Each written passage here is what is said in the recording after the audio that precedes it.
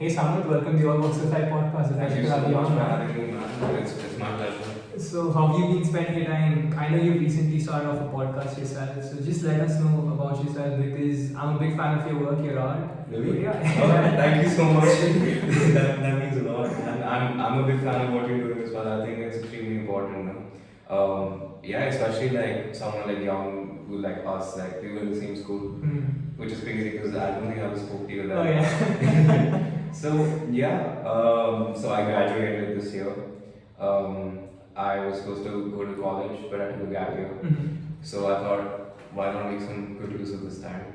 So yeah, I am an artist and a designer, and I started working on a community called Un.commun with a few of my art friends.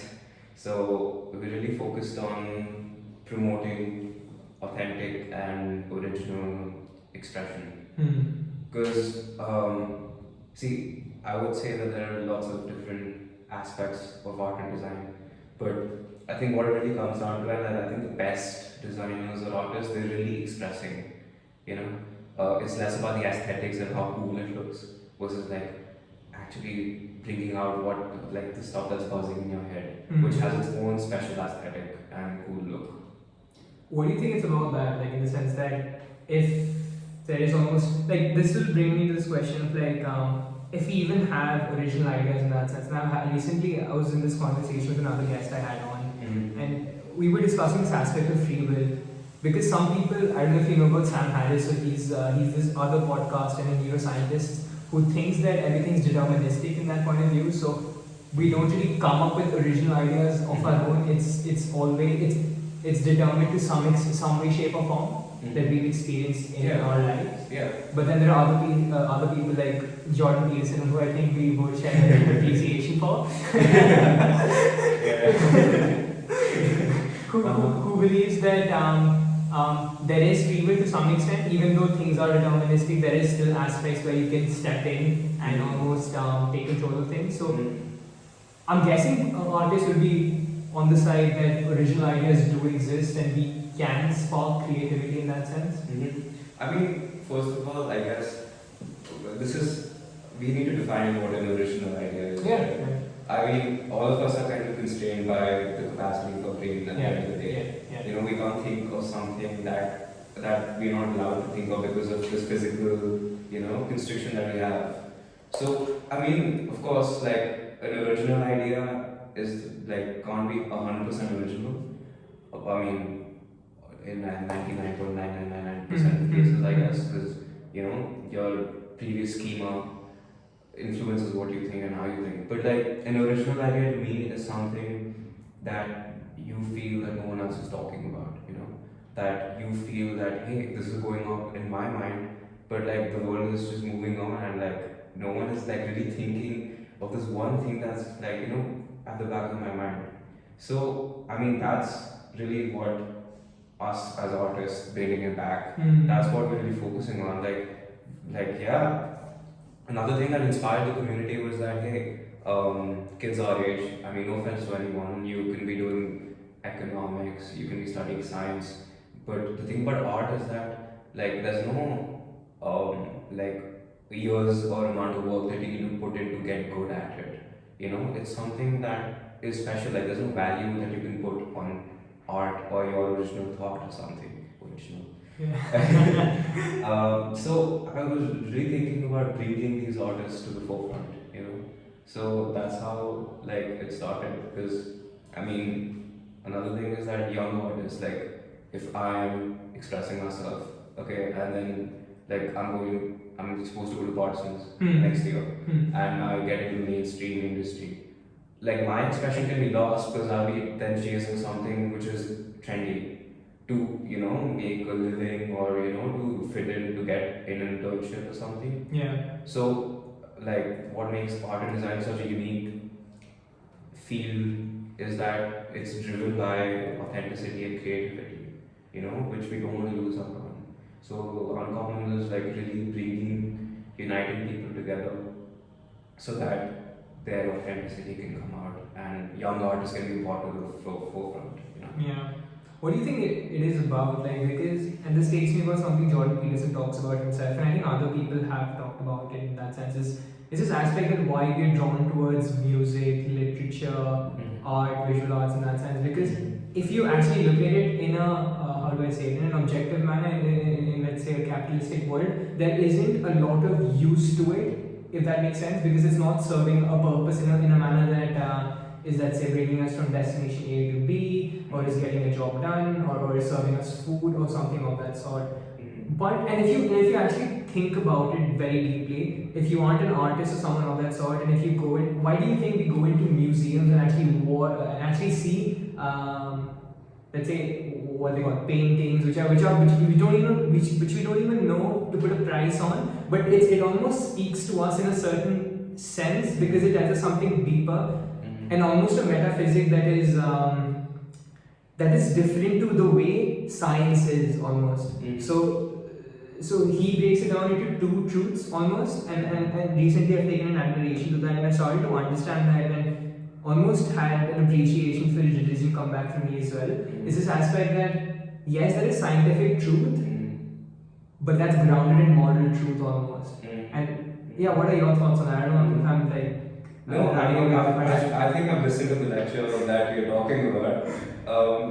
His lectures are another thing. His lectures are like he's spoken about this as his Jordan Peterson's lectures are like a form of art itself. Yeah. Because he's not like other lecturers, and I think you wouldn't want to call podcast like, I don't know, some people call it an art, but it's this manner that you don't know where you're going with it almost, and that's what he says pretty much. Like he has a brief in mind, but he wants to explore things while he's talking or while he's taking you with the journey. Yeah. Is that a thinking in your art as well?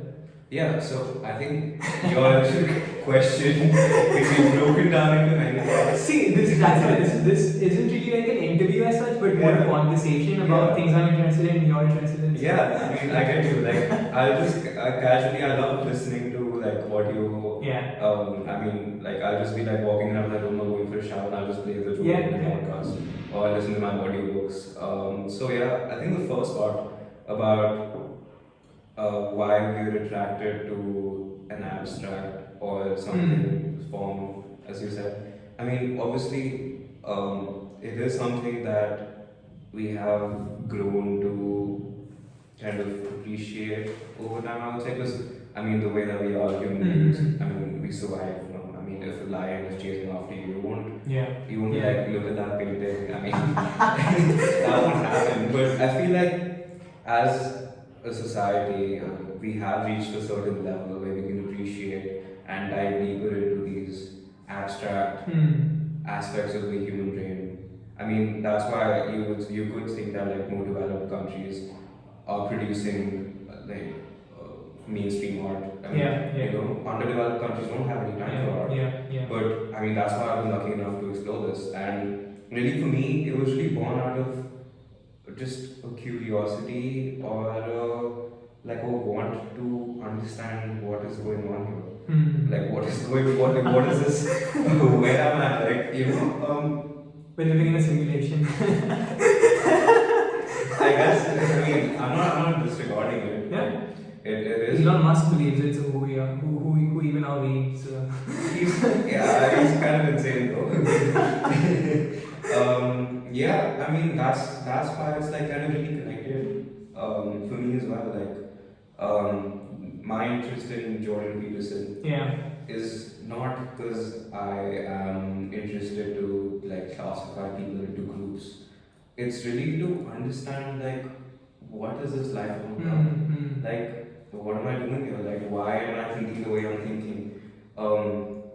Because I'm no one to preach.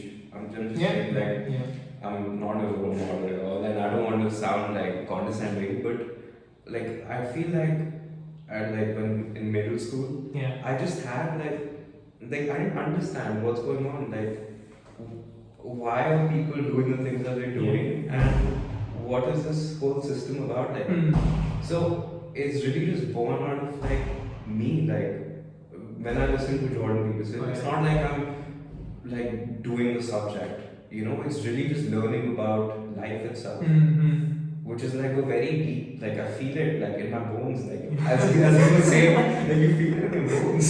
Yeah. Like it's really a feeling that needs to be satisfied, and I think it's really about the journey of it. Like I forgot what I was going to say next, but that's fine. That's fine. Yeah. No step here. It's okay. so, No, but just to pick on that, because it's like as you're saying, there's this feeling, but it's however much like I don't know primitive it might sound, but it is those intangibles that you cannot explain, but it's that which brings you that sort of meaning, if that makes sense.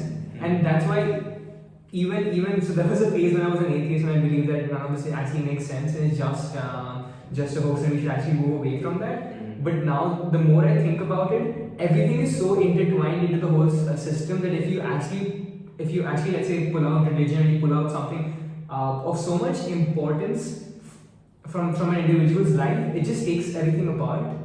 And that's why I used to be a big fan of Richard Dawkins and Sam Harris and those sorts of people, but now I'm actually starting to understand that even if we've grown out of, let's say, some of the traditional values, traditional models, it's almost a necessity. Yeah. Do you believe that God is there? I don't like that question. I'll take the approach that Jordan Peterson says, because I don't know how to answer that question. Like, what does one you're probably going to think I'm sounding like him right now, but what does one mean by belief in that sense? Yeah. So that's interesting because I don't know what to believe myself. Yeah. Like, okay, do you want me to go like digress into like dude, anything, it's fine. So we can stay here all day. It's okay. So I mean, again, like when I was younger, my family is like big or deep into the Vedas because my grandmother, she does a havan like every day, like just out of family, and I've attended like havans, and I know the mantras as well. Yeah. So, I mean, I always had that kind of upbringing, but even then I just thought like, hey, why is everything so like just so explainable? Like, why is everything just so easy? Like, if something good happens, it's because of the God, or if something bad happens, it's because the God wants it to happen. Like, why is everything so like easily like let go of? Like, why is everything so easily? I'm missing the word, but you get what I'm saying. Yeah. So I was like, it's so convenient. Yeah. It's so convenient for you to say, hey, God did this, God did that, because it's a path that I'm taking, so this will help me later in life. Like, I never understood that. So I'm like, and then like that always stayed with me, and then recently I was listening to Jordan Peterson and he was talking about the importance of written text from the past, Cain and Abel, the forest, Adam and Eve, and what's the forest? The Garden of Eden. And what garden? Yeah, so like symbolically, those stories make a lot of sense. Yeah. But I am not convinced that there is one force. It doesn't matter though. Yeah. It doesn't matter almost. It doesn't matter because this is where he sort of disagrees with, let's say, Richard Dawkins or Sam Harris. It doesn't matter if Jesus had to be there literally almost. But it's a metaphysic that matters and helps us orient ourselves in the world, if that makes sense. Helps us orient ourselves or gives us an excuse almost to explain things and to give ourselves some sort of ease of how messed up the world actually is. Yes, but then if you look at it, you have to orient yourself in something because, so I'm a big admirer of this philosopher Friedrich Nietzsche, and he said that if you don't stand for anything, you'll fall for everything, if that makes sense. And this is what this is the only thing that the postmodern philosophers actually got right. So I'm talking about Derrida, Foucault, and all those people. So they said that there's an infinite way of conceptualizing the world, which is correct. There's an infinite way of conceptualizing the world, and through our recent studies in fields like artificial intelligence, that has also come to be proven, and in other fields as well. But then there's very few ways of actually there are very few valuable ways of conceptualizing the world which will actually help us do well in society or be prosperous in society and not kill and rape everyone. So who's this other guy? There's this, I'm forgetting the person's name. He talked about this essence that if there's a field in front of you, okay, and that will give you so many facts, so many numbers, so many things like that. But yes, those are scientifically true. But how will they actually speak to us in the path we have to take to get from point A to point B? So the point I'm trying to make is that yes, there's factual, so scientific truth, but you can't ground moral truth from scientific truth. Scientific truth has to be grounded in something. Yeah. Right. I don't know if that makes sense. I'm trying to. Yeah. Because it's something that I've been grappling around for a long time as well, and yeah. Because if you look at Darwin as well and his theory of evolution and what we consider true in society today, it's not what's there in the objective world, but rather that which selects. So that means that it doesn't matter if there are 10 things on the table, but let's say if there are three of those 10 things which are valuable for us in society, those are the things that are left out. But the 7 other things are still as true as the 3 things that still got selected, but we wouldn't consider them true because it's not in our general landscape of things. It's with everything though. It doesn't help us orient ourselves. Yes. Yeah. Right. Which is an extremely important and valuable. And yeah, that's why I appreciate the even Indian mythology, like the Mahabharata and the Ramayana. It doesn't matter if they're real or not. They're like life lessons that you can derive from those stories. But I mean, if you do believe that, like, I'm not talking about you, I'm talking about anyone who believes that there was a real Jesus Christ. You are, though, kind of living in your own illusion, which stops you from actually understanding the realities of the world, which may then help you become a better person because you're facing those realities. Okay. Let's just say, like,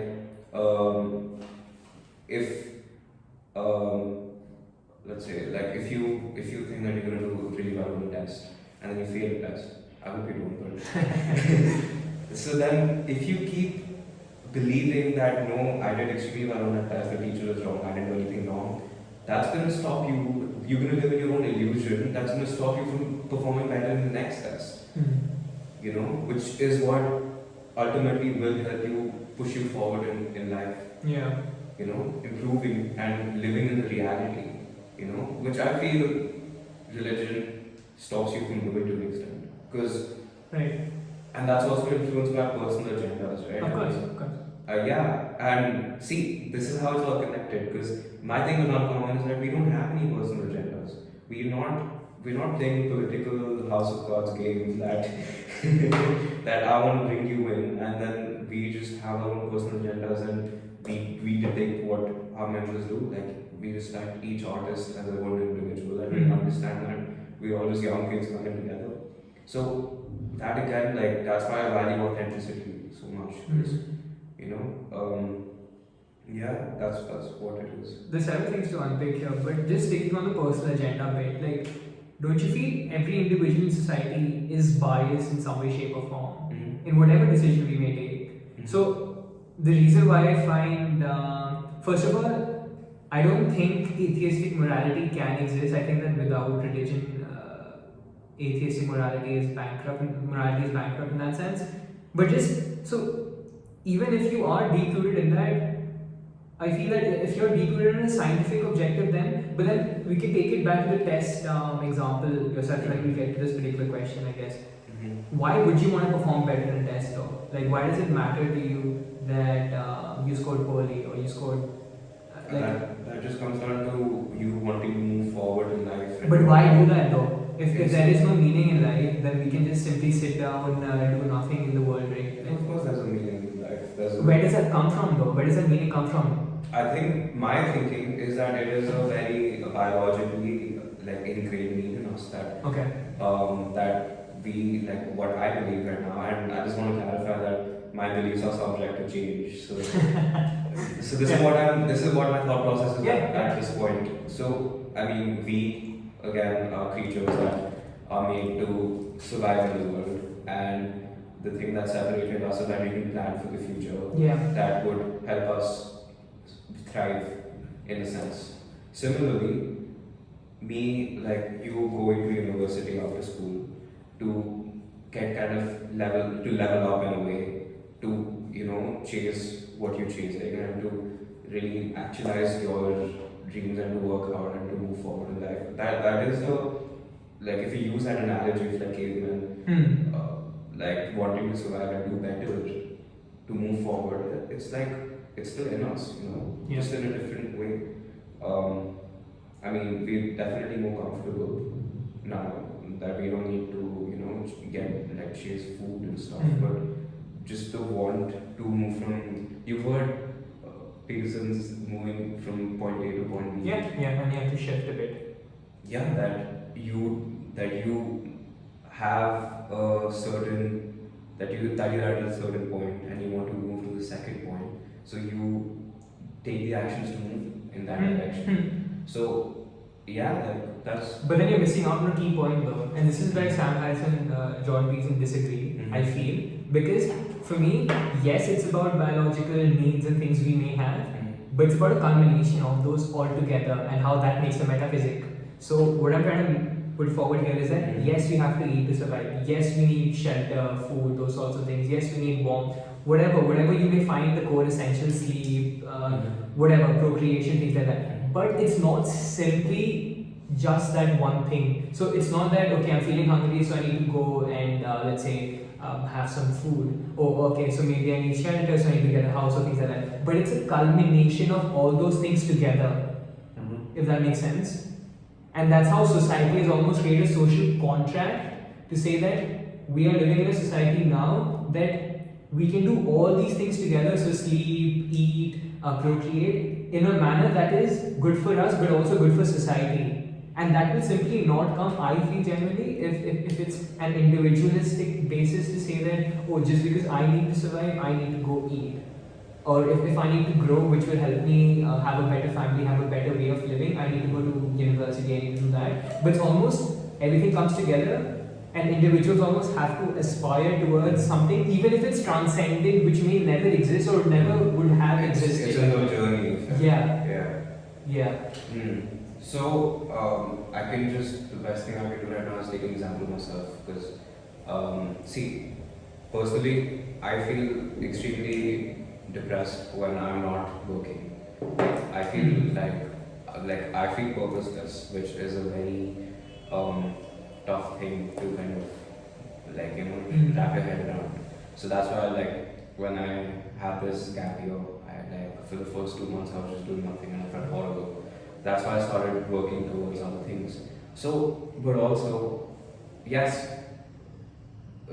aspiring to achieve your own personal goals is important, but for me, chasing those goals is what makes me a happier or a better person overall. That's why we're having this interaction in this first place. Like if I hadn't started un.commun, or if I hadn't started work, I hadn't contacted you, if I would have been too shy to contact you, being afraid of what you might say, we wouldn't be sitting here. And I think, after this conversation, hopefully, you take something away from it, I take something away from it, and that would make us better people overall. So I feel that personal ambition, personal goals, for me at least, are deeply linked to how happy or how positive I am as a human being, which is then related to helping others around my family. It has to stem from the individual and only then will it exactly. But it's about meaning though, isn't it? Like even when you want to do something, it's about meaning. Because so Jordan Peterson talks about this aspect when he gets frustrated when people ask him what's the meaning of life in that sense, and he says that responsibility is the meaning of life. Because just generally, so there are people who are concerned with, let's say, the climate and things like that, and they say people shouldn't procreate and then have more children or whatnot. Imagine saying that to a couple who have a newly born child that you've done harm and you have a newly born child in this particular the things like that. They wouldn't be thinking about, oh, I've done such a wrong thing, about the meaning and what's the meaning of life even, and why should I even care about things. The meaning is there because they have a responsibility now to do something. And I think it's the same with you as well. When you start working towards things, be it art, be it podcast, be it whatnot, be it having a conversation with any person, there's something, you're responsible for something, you're ingrained in something. So you don't care about why we're here, if that makes sense. Yeah.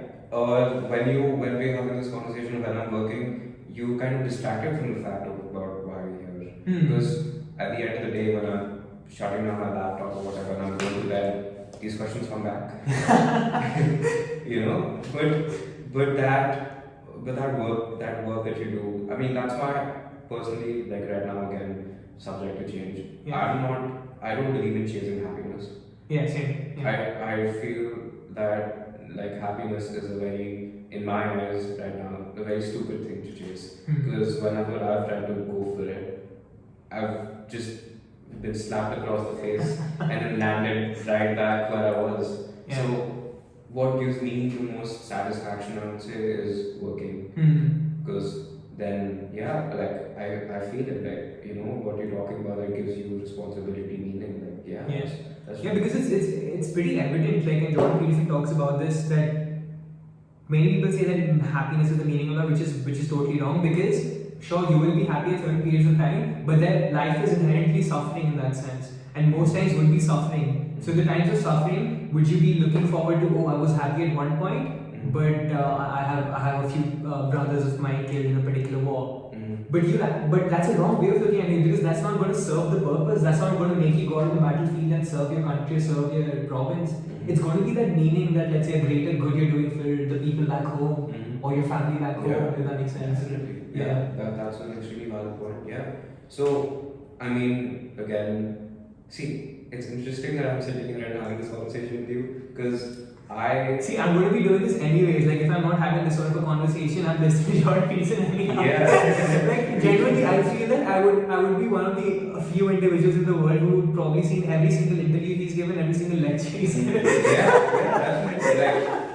Like, I'm really with you on that. Like, I'm like, oh, this is interesting. But then now I get so well, and this is interesting. Yeah. So it's interesting that we sit here because I've never.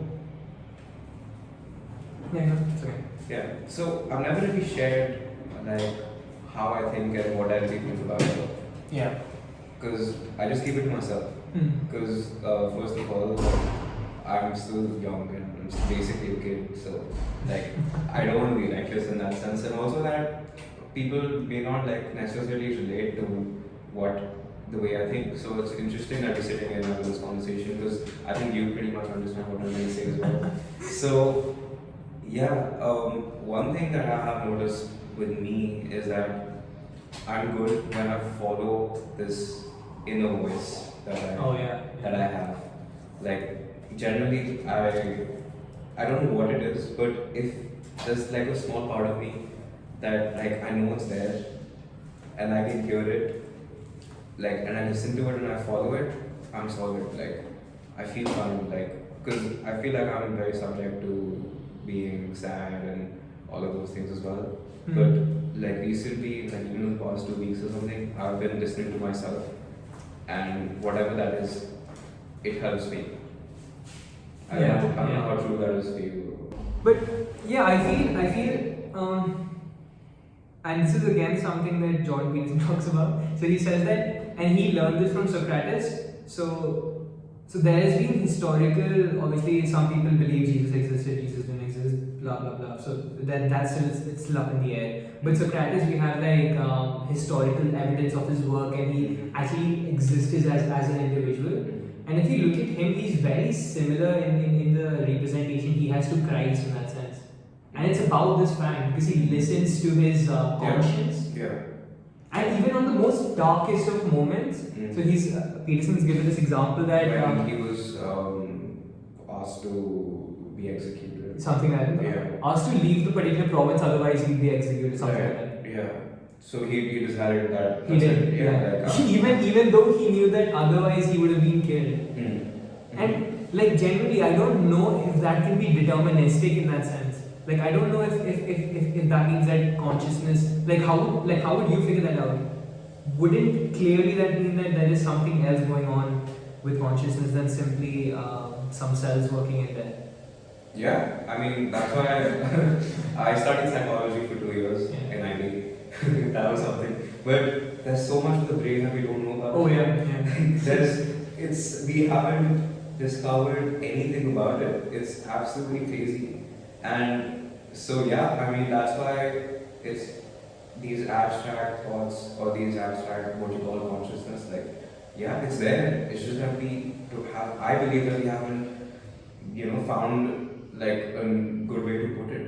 Mm-hmm. It's still something that's kind of, it's like, you ever play Pokémon? Yeah, I'm a big fan.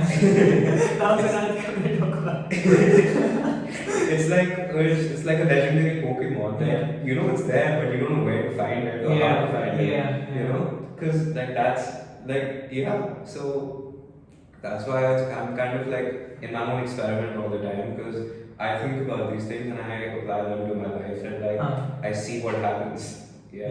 But I feel like you need to be a stable-headed person, to kind of do these things. Otherwise, if your inner voice is telling you to go out and shoot people, that won't end well. Yeah. See, that's another thing in terms of the relationship and the nature of human behavior and like how we look at good and evil in the world. Like, and that's pretty interesting. Like, and that takes us back to this whole conversation we're having on meaning and why do things and not rather than not doing things. Does that make sense?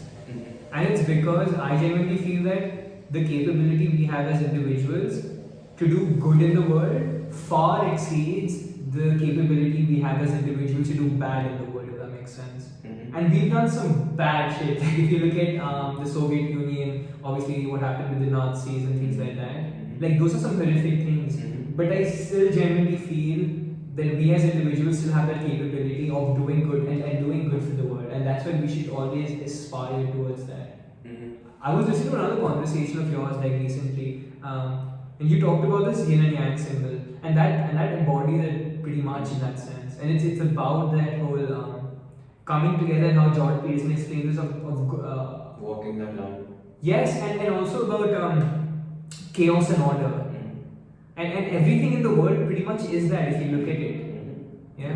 Yeah, it's my phone wallpaper. Because I mean, see, I don't know whether our ability to do good far exceeds our ability to do bad. I mean, it's a good thought, but I'm not sure if I relate to it, because I feel like it's hard to kind of decipher between what is truly good and what is truly bad. Because it's not a thing. Yeah, because for me it's like pretty relative in that sense. But still, don't you like? So Jordan Peterson talks about this. I think this is his first rule in his second book, 12 Rules for Life. He says that so you have to be very meticulous with the speech, without speech, and what we should always aspire to do is that try to speak the truth at all times, or at least don't lie. That's the second rule, I think. Is it, or is it the first one? First rule is stand up. Oh, stand up. No, but then that's a very important rule that he puts forward. He says that's probably one of the most important ones. And he says that because yes, we may not always know what is true, if that makes sense. But he says that we generally know what's false or what's not appropriate to say at a certain point in time. And this will take us to the conversation about black truth and white lies and things like that. I'm not sure what black truth is. So, for example, like your partner or your girlfriend or someone may ask you, "Am I looking fat in a particular dress?" So a black truth would be, "Yes, you're looking fat," or something like that. Or you could simply say something like, "I'm not prepared to answer a question like that," or "This doesn't bother me," or something like that. I don't know. So those would be black truths. Or a white lie could be something like, I don't know. So you're asking me that, am I feeling well? And if I'm having like white lies are complete opposite of what. Yeah. So basically the they serve the same purpose. I mean, I guess that. Do you feel that we generally have an inkling of what's, like you said that we generally don't know because it's all subjective to some extent, but like do you still think that we would know what's not right to speak? Yeah, I mean, I think, yeah, again, because things are way much more complex than that. No? I mean, if I just meet you and then like I ask you how I'm looking and you tell me that you might think that I'm fat, but if you tell me that I'm fat, that's not a good thing to say. Yeah. So I think you know when you're telling me that what your intentions are with saying that even though you might think that way. So yeah, I mean, I think there are like it's much more complicated than just saying yes, no, like yeah, I mean. So going back to the good and bad, yeah, I mean, there's a reason why both of them exist in the first place. Because, yeah, equally we're able to do good, and I feel like equally we're able to do bad. I mean, that's just how it is, and I think it's harder to do good than it is to do bad. It's harder to be a good person rather than to be a bully. Do you feel that they have to exist together, and without them, you simply can't have good and bad? So Carl Jung talked about this aspect that if you want to aspire to heaven, there has to be a hell almost, or even the fact that good is good because there is a bad. If that makes sense. Yeah, definitely. Yin and yang. Yeah, it's always together. It's like that's why I'm saying like it's so much more like intertwined than you might think. Yeah, like it all goes together, and I think again to our inkling to look to a pure good or to imagine a pure like happiness state like for us, even like as we like strive every day, I mean at least for myself, I'm always thinking about this perfect place that I'm going to be in, like maybe if I work right now, then maybe like 2 years from now I'm going to be living the life, going around in New York City, doing my art design, having a party, going to bed. It's all great. But that pure happiness, what it seems to me or to anyone, it's not there. And that's why there's like real benefit to be found from understanding the like how interconnected and how complicated things actually are. In terms of understanding reality, in terms of there not being a perfect place, and in terms of also understanding good and bad, that there's no pure good or there's no pure bad. Yeah, well, that's really interesting to get into. I mean, I mean that's why. Can I just go? Yeah, go ahead. It's okay. I don't know how these will be cut though. No, I'll do that. Don't worry about it. It's okay. Let me just. I'm enjoying the conversations now. So. Yeah, I'm glad me too, man. Because it's really tough to find like-minded individuals who'd be interested in the sorts of things we're talking about. So yeah. Which really does blow my mind, because one thing that I feel is gravely underrated is like learning about life itself. Yeah. Like you go to school, okay? I mean, teachers teach you about a certain subject, right? I mean, if you learn in math, if you don't understand the basics of math, how can you tackle the complicated problems that come like later on? Like if you don't know what x is, x plus 5 equals to something, you can't solve you can't do calculus and stuff like that. So similarly, if we do derive the fact that life is complicated, like a complicated math problem, how can you actually tackle that complicated math problem if you don't know the basics of it first of all? Which is interesting to me, because that's why. Go on. I mean, it's also this fact that I think you're bang on there. I think it's about like the foundation elements with everything, and that's what I really like about some of the philosophers like Nietzsche and even Jordan Peterson, Carl Jung. In that sense, they really go down to the foundations of every single argument, and that's how they think about it, which is great because that's the only way of understanding things. And I don't think I was quite doing that when I had an atheistic phase almost. You almost have to go down the foundations of understanding things. But the thing, like, just going back to the conversation that why people may not be interested in that's, as you said, it seems odd because there's so many people who want to experiment with things like psychedelics or alcohol or drugs in that sense to almost get a different sort of worldview, if that makes sense, and a different sort of consciousness that they can have, let's say, induced by those substances. In my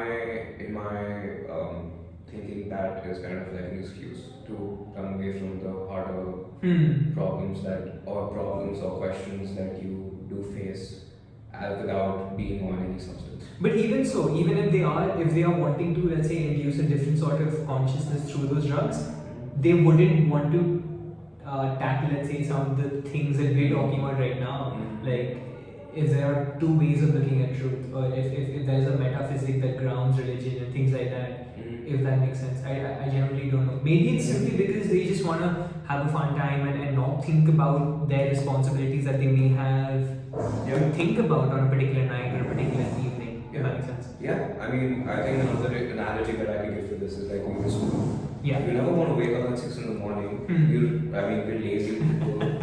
I mean, I feel that human beings are very lazy individuals. Oh yeah. So if you don't have something on your head to push you to get to school, you won't do it. Similarly, I mean, if I were to look at things, if someone were to enforce us to learn about life itself, then then we would do it, because you never really want to, you know how good something can be for you, you know that exercise is good for you, but you never actually do it. Why? Because it doesn't bother you in the here and now, if that makes sense. Yeah, even though you see the value in it, that's why, and then you would want to learn about life, and life is so complicated, and obviously you're not wanting to, most people wouldn't want to dive into it. Yeah. Because that raises even more questions and problems, which is what I think. But I think how we are taught about geography or history, I think there should be a course on life. Oh yeah. Yeah, I generally believe so, because that's why I follow Sadhguru. I don't know how much. Yeah, I do. Because he forget the religious spirituality aspect of it. He's literally just saying you've got the most evolved complex machine on the planet, which is you, which is your brain. How are you gonna learn to live a good life if you don't know what you're dealing with in the first place? Yeah, so that's just what my thinking is, that learning about life itself is underrated. Yeah. No, truly, yeah. Because this is the biggest thing that you can learn about. Which it will help you in every aspect of life, because that's what you're learning about. See, but then when we talk about learning about life, then aren't we simply talking about how to orient ourselves in life? Because we are almost taught the technicalities of it, right? With things like science, like you pointed out, geography, history, science, English, things like that. So those teach us, let's say, the technicalities of it. So how the sun revolves and things like that. Whatever we may want to talk about, but it's not so clear to me that it's taught of how to orient ourselves in the world. That's there, but and I think religion does that to some extent. That's why I wouldn't want to call them preachers, but these individuals like Sadhguru, like Jordan Peterson, like these individuals, they almost give you a different perspective of looking at the world. Yeah, but what blows my mind is that they're still kind of segregated into sectors of what they do. Because Sadhguru, he's a guru, he's a spiritual leader. Yeah. He's put into that category. Jordan Peterson is a psychologist, philosopher, he's put into that category. But no, they're literally teaching you who you are in a way, which is bigger than any category of things that you can put someone in, which is what confuses me a lot of the times, because similarly and you're right, have a course on how to orient yourself in life, not just life itself, because you're right, we talk about the technicalities, so just the orientation aspect of it, just how you're given homework or given work to improve at a certain subject, it should be in a way that no one asks you to make notes on what you've done in a day or how you felt throughout a day, because that's called reflection, but not many people do it. I don't do it, even though I know I should. But reflecting on what you're feeling, how the day went, what you could have done better, what you did well, that's almost like, you know, doing a math course or something. Yeah. You know, because when you do that activity, you're kind of, you know, getting better at playing this game or doing the subject. You know, which people don't do. I mean, even I don't do it. That's what I'm saying, right? I think it's a pain, as you said, because if you sit down and actually reflect, if you sit down and actually do things to know more about yourself, you will know more things about yourself, and that will tell you to change things that you don't want to change. Maybe it's the time you wake up, maybe it's the course you're studying, maybe it's how you interact with individuals, and that totally changes what you're grounded in almost, if that makes sense. And this is anything you can connect in the world. This is when, let's say, atheistic people will come to us, religious people, and say that, oh, you're wrong. And guess what? If they tell you that, maybe they are right, and maybe the religious folks are wrong. But guess what? They have to change the whole worldview of looking, of the practices that they go on to do in the world.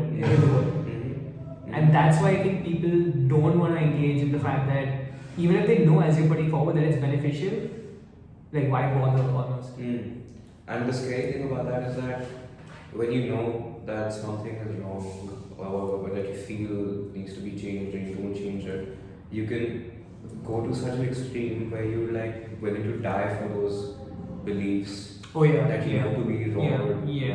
You know, that's the scary little bit. You know, that knowing that something is not exactly right, what you're doing is not right, you're still willing to commit to it 100%. And who knows, like, how many people or what, how that may impact the world.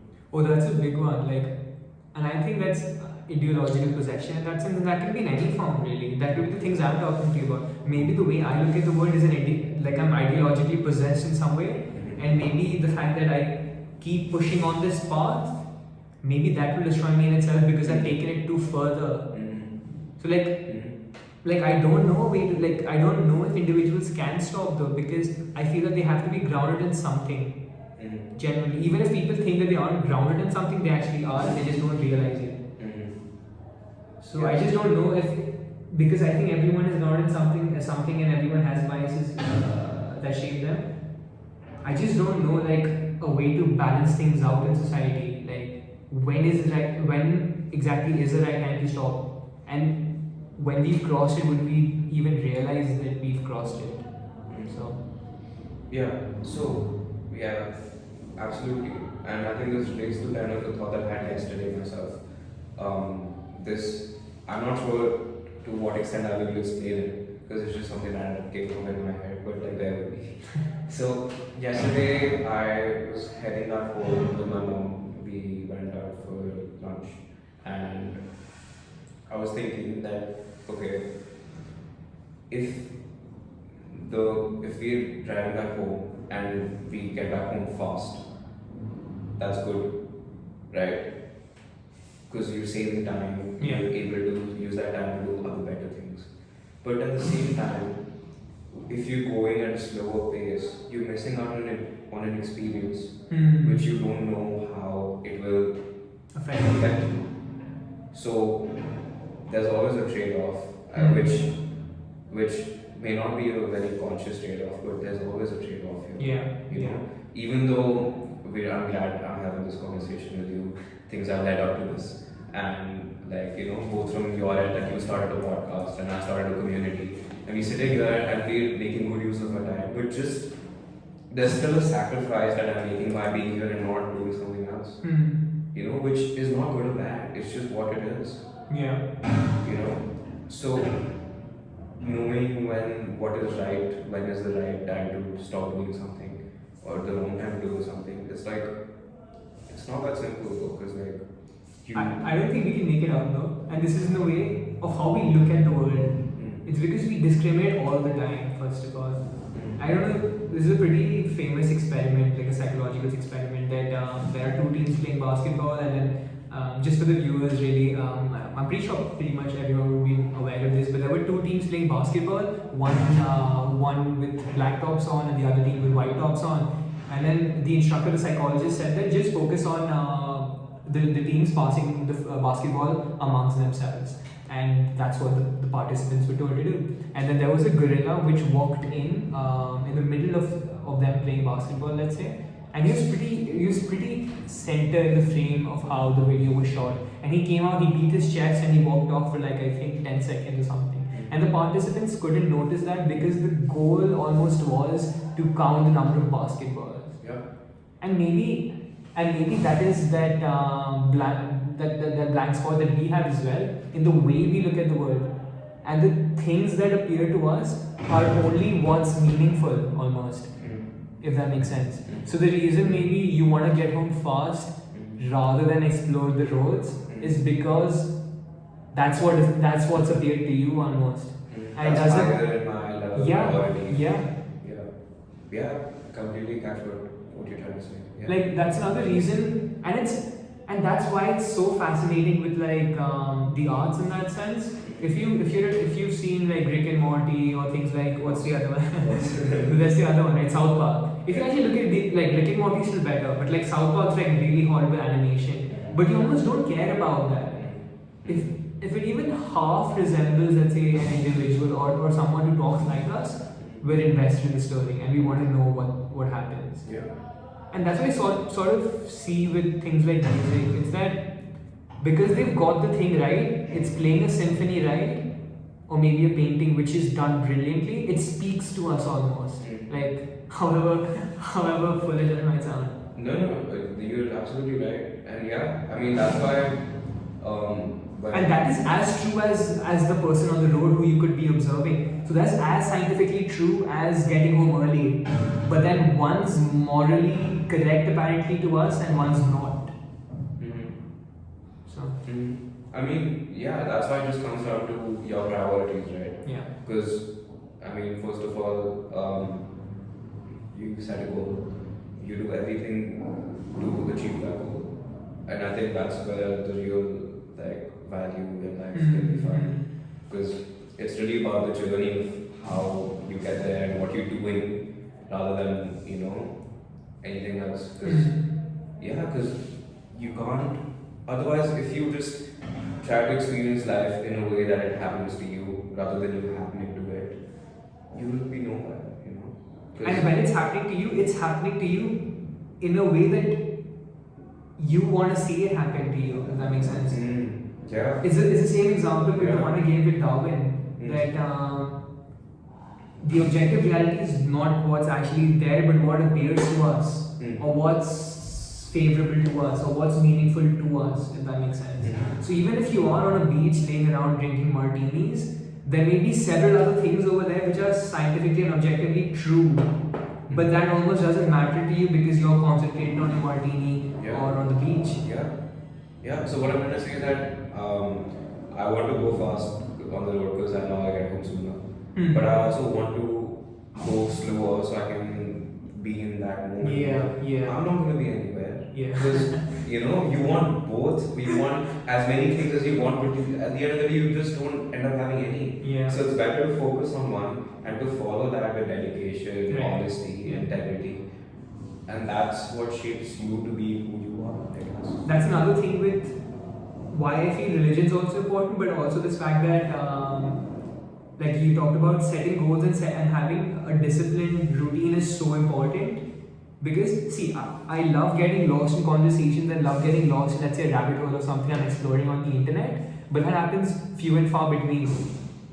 How you can be more productive and get along life in a manner that you don't become nihilistic and start questioning the meaning of life almost is having a schedule in place. Yeah. And something I really admire about my grandfather really for like, I don't know how many years, 40 odd years or something, he's been waking up at the same time, 5:30 whatever, going for a walk, coming back, taking a shower, doing his puja. Yeah. And that's just so liberating in a sense that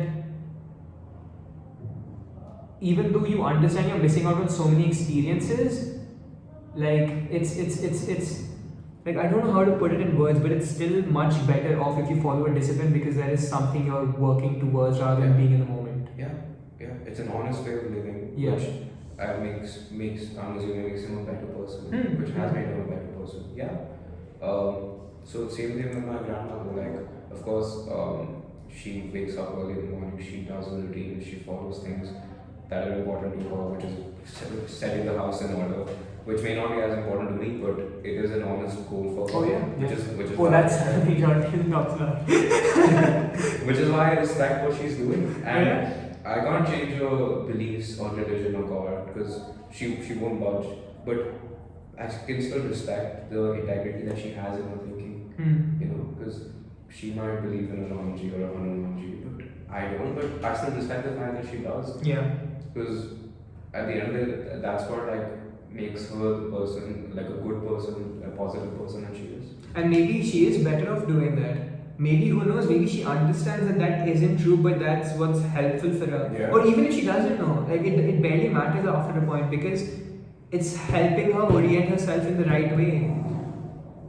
Yeah, I think there are two sides to it. What we're saying right now and what I said earlier, that maybe you're just living a lie, which that's why I feel like lucky enough to Like, and this is another thing, like, is it so wrong to live a lie if it... Yeah, that's like, yeah, because again, Nietzsche, alcohol, you drinking alcohol, you feel good, but that's not what reality is. Those are different things though. That's like when you're talking about hedonistic pleasures and what's actually good for you. So you can say things like, if I'm sitting right now, it doesn't matter if I don't work out today, nothing's gonna happen to me. But I know that if I go and work out today, there is a long-term goal to it almost, if that makes sense. Yeah. Even if that would be that'd be a cost on my body that I have to work a little bit to work out, if that makes sense. Yeah, I'm just talking about the state of being intoxicated, which I'm correlating to the fact of believing in something. So, suppose, forget what alcohol does to your body or it makes you, kills your liver or whatever. I'm just talking about being in that state. You feel happy, you feel everything's good. But that's not what reality is. Similarly, when you believe that God is there, God is with you, God is behind you, He's looking after you, He's in you, it's the same thing. Because you feel that something is happening which is not actually there. But how does it, like, this is the place, like, I think some people disagree with, like, how does it matter though? Like, the thing is that, what if, when the aspect of God is removed from, let's say, your grandmother or any individual who believes in God in that sense is taken away, what if the way she acts then is so harmful for society that the fact that she had God, in a sense that it brings them meaning almost, is what's true to her, and it doesn't matter what's scientifically true. Yeah, definitely. But also, what more could one person be if they understand that God is not real? So that they come to grips with what reality actually is. Like, of course, they can go either way. As you're saying, they could be someone who's extremely like lost their mind because of something that they believe is God, but also they can also be someone who has understood what reality actually is and they're better off because of it. See, I don't want to sound like too harsh, but I'm really enjoying the conversation. The thing is that I don't think that if we genuinely believe that there is, like, I don't know how to answer this question first of all, but I genuinely feel that if we take away God in that sense, like, I don't think people would find meaning in anything that they do because it's so interconnected. It's the fact that it's not only about our biological needs that we have to eat, have to sleep, have to procreate or things like that, but however much they may be individually true, society cannot be doing that together almost in a way without religion and the aspect of God, if that makes sense. Because it wouldn't exist in the first place. Right?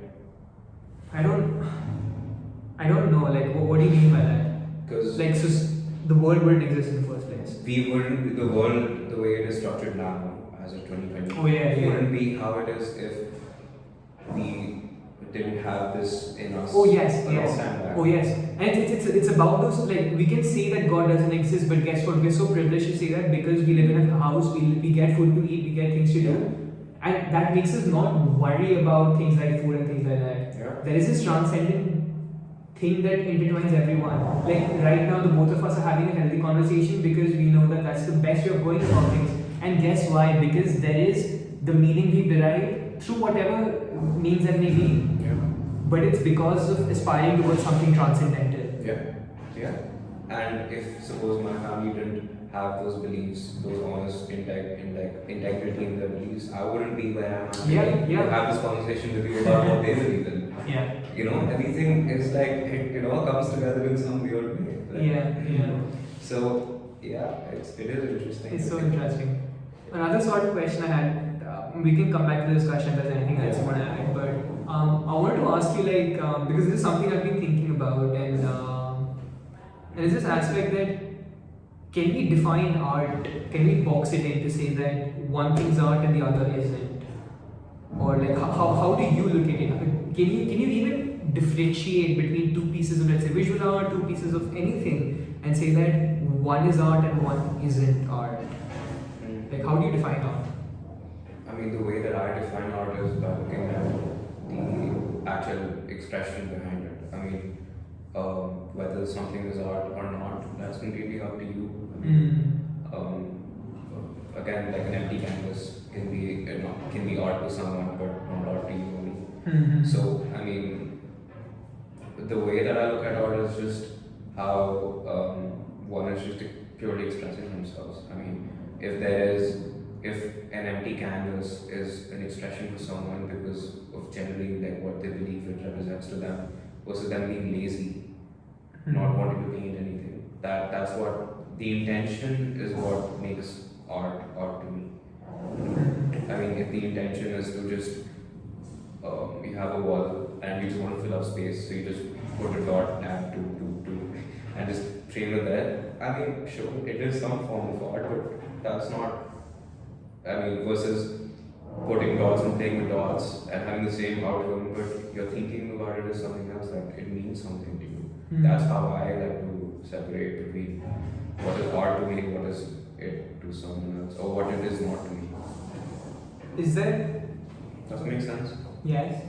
But is there a way that, so for that matter, would it have to be that the artist or the person who's creating it has to put it forward of why it's meaningful to them? Or can it almost be that the art is so good and why we consider it so great and we look onto it and we appreciate it is because it speaks to us because it's meaningful, because it has the heart and soul of the artist, and the artist almost doesn't have to speak to mention why it's meaningful to him or whatever. Yeah, so I think that's why, I mean, this is where like it becomes just about me. Like that's why I value the why so much. That's why no matter how terrible it looks aesthetically, but if there's a genuine why behind what that piece may be, I value that much more than looking at a mandala or something. Because that's just me. Like even behind it, like the work that I make, there's a solid why behind that work. Because I value the intention and the thought behind something more than like how good it looks or how what it looks like aesthetically. I don't know, like if I was able to hone in on the question, but like I understand that and I appreciate that. But like, is there a way to differentiate? Like, for example, I'm seeing a piece of art on the wall and I don't know the artist, but the art is so good that it speaks to me and tells me why it deserves to be art and not simply a piece of paper. Or does it always have to be that the artist has to be there to, let's say why it's meaningful to him or her? And without the artist, the art is separate almost and doesn't have a meaning. Yeah, no, so I'm no one to judge on that. I mean, for me, it is important for there to be a meaning and a why, but if that's what you like, maybe you're more into the feeling aspect of it, of more than what the artist's intentions are behind it. It's but your personal connection to the piece, which is not related to why the artist painted it itself. That's your thing, cool. Like, of course, like that's your approach to it, and that's what makes it so interesting because it's such a dynamic thing, But for me personally, I like there to be a meaning and a why. Yeah. So, like to come back to your question, I can't define what is art Yeah, and what's not, yeah. but I can define what is art for me and what is not for me, not for anyone else. So. That's fair enough. What does art allow you to do? Like you talked about this essence that you appreciate art which has a certain meaning to it, but is it simply that? Is it just a way for you to express something you're attached to, something you aspire to work towards, or something you find aesthetic in society, something that you really like and you want to put it out there, and you can almost draw connections from it? But like, what does art allow individuals to do? So, yeah, I think again, like, the best thing I can do is talk about myself and not about like what art does to anyone else. But for me, I mean, psychology, philosophy, the art, design, working art, they're not like things for me to do. It's literally very interconnected for me. Because first of all, we were talking about how it was like a deep like curiosity for me to learn about what life is, and then that was making me perceiving the environment around me and trying to question how it has shaped me and things that bother me about it. That's what led me to create the art that I made.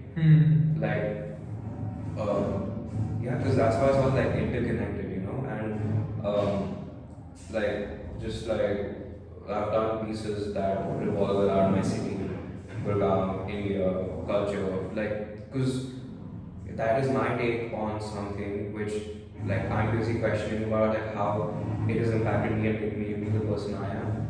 So, what was the question again? I'm sorry. I was wondering that like what does art allow you to do, like? Right. So it allows me to kind of manifest some thought that is I feel is special to me. It's like a physical manifestation of your thought. Yeah. So I mean, I can take an example of a piece that I did. Was a sculpture called of glass garbage and which do you know what I'm talking about? I don't know, but I'll put it on the video for people to see. So it's a tall glass building and it has like a bunch of slum houses thrown against it. Okay. So it's basically talking about the contrast in Gurgaon that you see. Like you go to Cyber City, Cyber Harbour, everything is like skyscrapers, cool glass building. You feel like you're in London. Then you go you drive 2 minutes away and you find like villages. Yeah. So I thought that hey, like no one's talking about this. Why is no one talking about this? So first of all, I was intrigued to understand how this being having grown up in this environment, because I've lived in Gurgaon my entire life, moved from Delhi but NCR. So how it has shaped me, and how no one is also talking about this. Yeah. So those two kind of go hand in hand in that way. So that's what art allows me to do, like really put forth my own take on how I see things or how I perceive things to do. You know, and there's a real satisfaction that comes out of actually creating it and putting it out there. Yeah, that's really like. Yeah, I've heard a couple of people point it out, but like no one talking about it so eloquently. But like that's another. It's just a simple representation, like how contrast exists in society and how. Yeah. Like I lost because I think we sort of talked about it, so like there isn't really another way to go. Yeah, but I mean, art for me, I was never good at sketching or drawing. Yeah. Never. So I mean, we had design and technology classes in school, and I was really interested in design. Again, design is again connected to what intrigues me about it is the whole how it's linked to us as human beings again. How the design of the bottle, it's my I pick it up, I unscrew it and I pour it, and how everything really comes together. So that also plays into my whole curiosity about life situation. No, that's fair enough. Yeah. So yeah, I was never good at sketching, but I mean, what inspired me to do art and design was because I had all these questions in my head and I wanted to find an outlet. Do you think that let's say working not as much with sketching but things with, let's say, sculptures and design technology rather, it helps you to physically hold on to structures and feel them and see the manner in which they're made and how they actually come together? Yeah. Is that another interest that, I don't know, maybe it may be vague, but to connect it together, but is that another interest with, let's say, society and the world even, of how things come together and manifest themselves? Because that's what Jordan Peterson talks about. Like, there's probably just been a wank of the two of us just talking about him the whole time. He's that kind of a guy, though. But so he says that it doesn't matter what you start, just pick up anything, any skill, anything you want to study. You will eventually notice of how everything's interconnected and intertwined. And that he talks about that a lot in his first book, Maps of Meaning, and how everything just comes. And he has a great lecture series online as well, if anyone's interested in that sort of thing. I started listening to Maps of Meaning, but then it was just way too long. So I just did it. And it requires. He took like 13 years to write that book. And 13 bloody years. You can't even like do anything else while listening to it. I don't know if listening to it is the right way, because it's such a demanding book that I think you have to sit down with it. Yeah, it's like Nietzsche's Beyond Good and Evil. Every single line in that particular book is as good as another book by a contemporary. Yeah. That's what Nietzsche said. He said, and he was so snarky. He's a really funny guy in that sense. He said that what I can do in one particular line, my contemporaries have to take a book to write. That's generally yeah, but that's why I stopped like listening to the audiobook, because it just requires so much of your attention. Oh god, yeah. It's so long. And like it comes with all these diagrams and stuff. Oh shit, yeah. So yeah. Anyway, so this what you're talking about, the physical. Oh yeah, and stuff. yeah.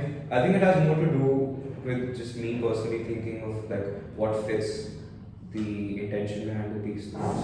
Because some things work as a large painting, some things work as a sculpture, some things work as a large installation. You know what an installation is, right?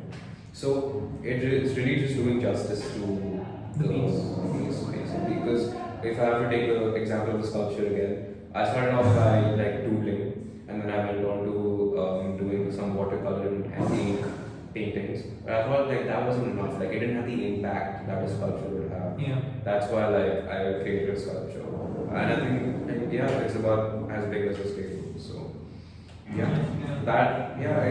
and the medium is really just a tool to do justice to the actual concept and the feeling you have about it. So that's why I don't like to classify the work that I do into graphic design or industrial design or fine art, because that's really just the tool. It's not really what my intention behind it is. Yeah. It's so interesting, and the reason I pointed out that particular example is that just to play with it really is this fact that I think, and this is why I find it so fascinating, just touching on Maps of Meaning or any of great books, great literature written. So if you think Dostoevsky, if you read Shakespeare, those sorts of authors, it's the fact that it's written in a way, and I see this with Indian texts as well. So I've read the Bhagavad Gita and I've read the Mahabharata. So what happens is that, and even if it's only loose translations, with the Bhagavad Gita, I've read the English translation, but I've then gone back and listened to some of the Sanskrit verses. And it's the fact, and Peterson talks about this as well. He says that, so what he did with his book Maps of Meaning, and even later on, he wrote every single sentence in the book 50 times. He rewrote it 50 times. And that took him like 13 years to write. Okay, so it's like each sentence in the book, he rewrote those sentences 50 times to perfect those sentences. So imagine having imagine having one document with the whole script, and then just taking one sentence apart, taking it on another Word document and perfecting it, and then seeing if it fits in with the whole flow. And I think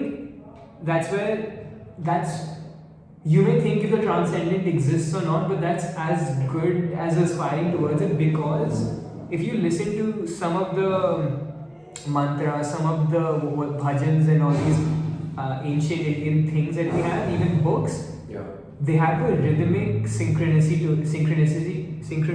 to it, if I can get the word right. That goes beyond the simple words on the book or the words on the scripture. It moves you in a certain way. Yes, and it almost tells you something that's more than the words, if that makes sense. Yeah. And I feel art can do that. Art can do that as well, and good music can do that as well. It's not obviously it's great when you actually understand the meaning of it, but simply the manner in which it's written and the synchronicity it can provide to you, simply with the manner it's written or the way it's engineered. Let's say with music, that has a meaning to itself on its own, and that sometimes can be more than the meaning that the words may provide to you. Yeah. That's why Michael Jackson was such a genius. You know, I mean, it moves you in a certain way. You know, that's why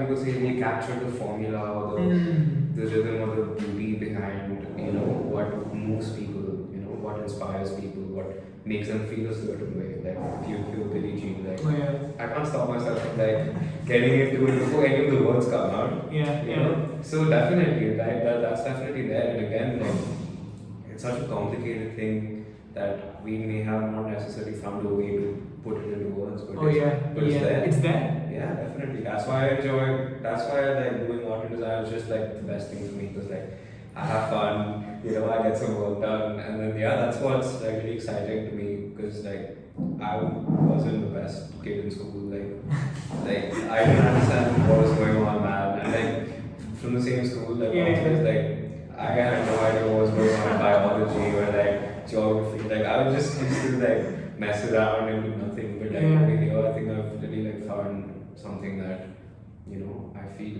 it's motivated to do every day. And it doesn't feel like work, you know.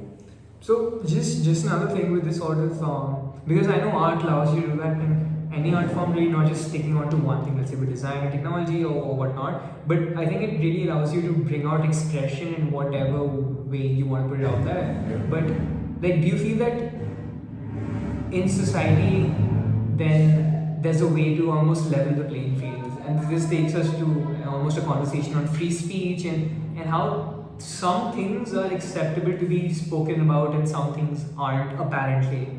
Like, do you draw the line or do you not? In terms of what? Like what? So, in terms of free speech, I'm a big propagator of free speech and say that everyone, however radical their thought may be, should be allowed to speak out their thought in society, if that makes sense. In society? Yeah. Like confess it to everyone?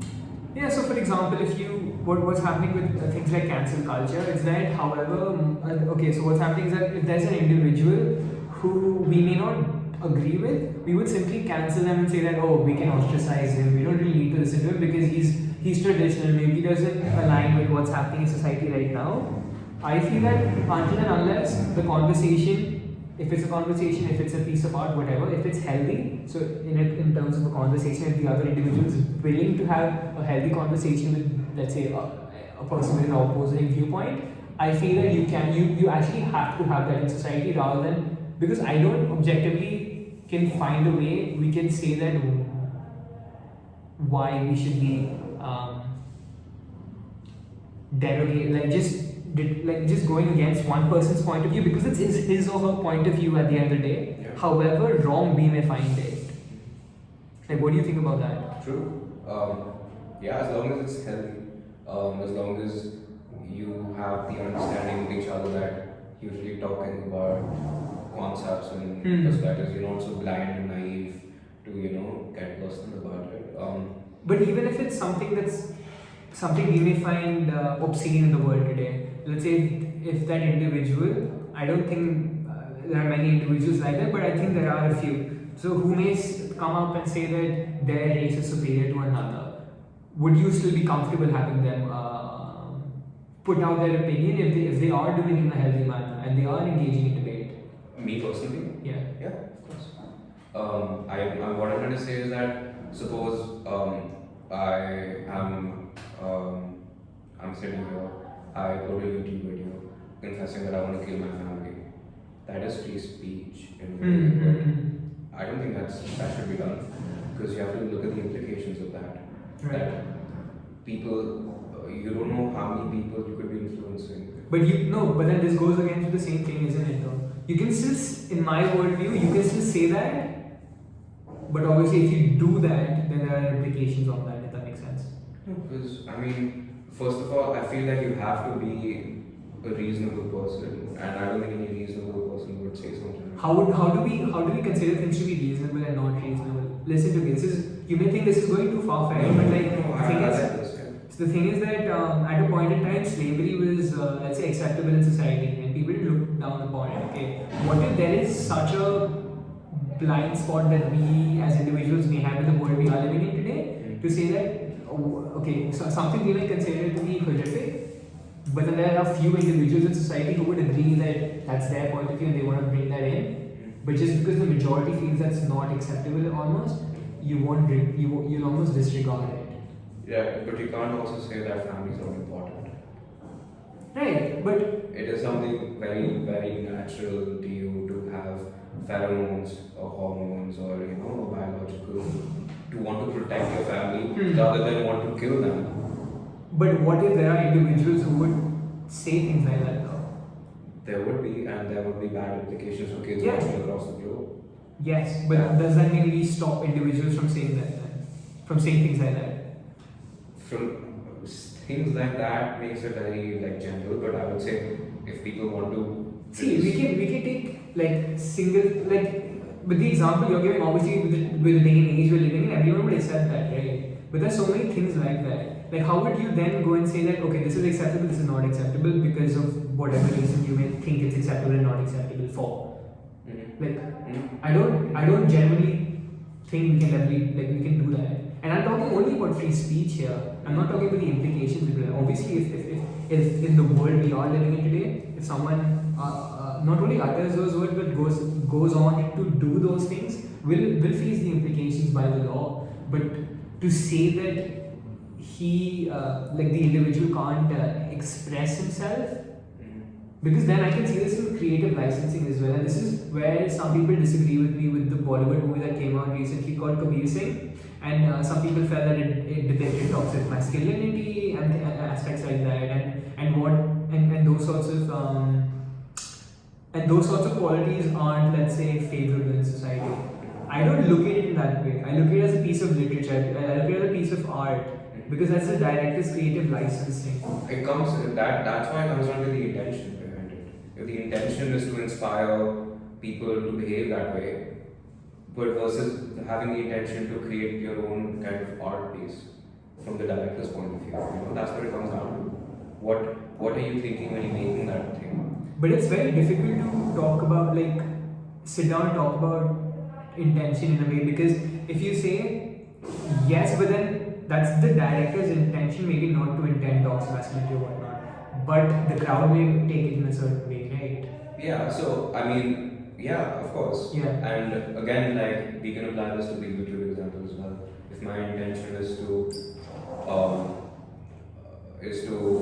actually confess that I want to kill my family versus having the intention to express myself in an artistic way, they're two different things. And obviously things will be perceived differently from what I intended them to be, but truly at the end of the day it comes down to what was my intention I was putting it out there. But exactly, I don't know how we would be able to do that. I could say that, for example, I don't know, man. An example could be in a satirical context. Maybe if I'm walking into a comedy club, I think there was someone else on my podcast who made this example, so I'm just stealing it from them. They said that a comedian makes a joke on, let's say, disadvantaged individuals in society who are probably what's it called? They're handicapped or something like that. Okay, so we made a social contract that we were walking into a club saying that, oh, it's going to be all fun and jokes and whatever we're here for, it's just in a light-hearted way. But then, and that might so well be the intention of the comedian, but what if it's not? How do we, are we gonna take his word for it in that sense? That's my intention? Then it comes down to the integrity of the person. You could be lying to yourself, but you feel, obviously, well, this is something that we're heading into something that's very vague or abstract. When what your true intention was for something versus when it's not. When I'm saying that, suppose I do something destructive, the global fall suicide forest thing. He would know if his intention was to create a YouTube video to get views and for personal gain, or versus he wanted to bring awareness to it. So he might, when he's giving interviews to defend himself, he might say the wrong thing, but after the interview is done, he knows what his real intentions were. Yeah. And that also does come down to a sense of wisdom, and wisdom is something that I can't explain because. But I don't, like, I think we disagree. Like, I don't know, like, a manner in which we can do it. Like, because, like, Chetan Bhagat talked about this, and there are several other people who talked about this, that if you disagree with something, let's say, if it's someone's point of view, if it's a particular book, if it's a particular movie, the method, the manner is not to ban them almost, but to write your own book, write your own movie, put your own thought across. To challenge them of why they may be thinking in a certain way, or why that particular movie is in a certain way. Because if we start cancelling, I don't know if that's the right word here, but like even banning in that sense, I genuinely don't know if we could, like how much that would hamper literature and how much that would hamper, like, yeah. I mean, that is what is kind of the debate with all these platforms like YouTube and Yeah. Instagram, right? Like, Yeah. who will they will decide what goes, what is right or what's wrong, and what should be put up or not. But like, I feel like for me, or what, again, this is gonna sound preachy, but like, I mean, what it just comes down to is people understanding and empathizing, and like, you know, people kind of. I feel like people debate with YouTube for the sake of debating, but they understand why YouTube is doing certain things that they're doing, like removing certain content. But like, you know, like the dark. Why is the stuff on the dark web or the deep web? Why is it not on the regular internet? You could say that that's expression. There are these game shows that the dark web has, which is so twisted, you know, that you can call that expression, but there's a reason why that's not on mainstream internet, because of the implications of it and how it influences the people watching it. Yeah, I mean it's a difficult one to contest. Like I don't, because I would still consider that as expression, however much I may disagree with it. But I do understand the point that some people may get influenced by it. But yeah. I mean, you do have to kind of distill at the end of the day what helps or what doesn't help. I guess. You know. Right. You know, and I feel like I'm treading on like a shaky bridge or something, because I'm not a debater. Right. You know, I don't like to defend like my points. Like these are just my thoughts. Yeah. And again, I will not like share them with anyone because I just keep them to myself. So again, it's interesting when I'm sharing them with you. So. I don't like the word debate as much as discussion, because I feel that in a sort of a debate here, you're actually holding on to your almost tribe and your thoughts, and that's what you'll defend to the last go. Rather, I'd like in exchanging thoughts, and for the most part, if I can see that I'm going into a conversation where maybe my point of view is wrong in terms of where I started off from to the conversation I'm having now, and it's probably changed that, I would concede conversations. It's not that I would stick to it blindly just because I want to win a debate or win a conversation, if that makes sense. Right, of course. Yeah. I mean, that's what, again, this is like the benefit of a podcast. Oh, yeah, for sure. Yeah, like, I feel like I'm like malleable enough to change my beliefs, and I think what you said about free speech, I will think about that later on. So like, yeah, I mean, debating is like kind of naively defending yourself for the sake of like personal, you know, like pride or something, which I don't want to do, you know. Again, but like, if people were to kind of be flexible enough in their beliefs or to want to accept more than what, you know, stops them, like, we could be living in a very different world there.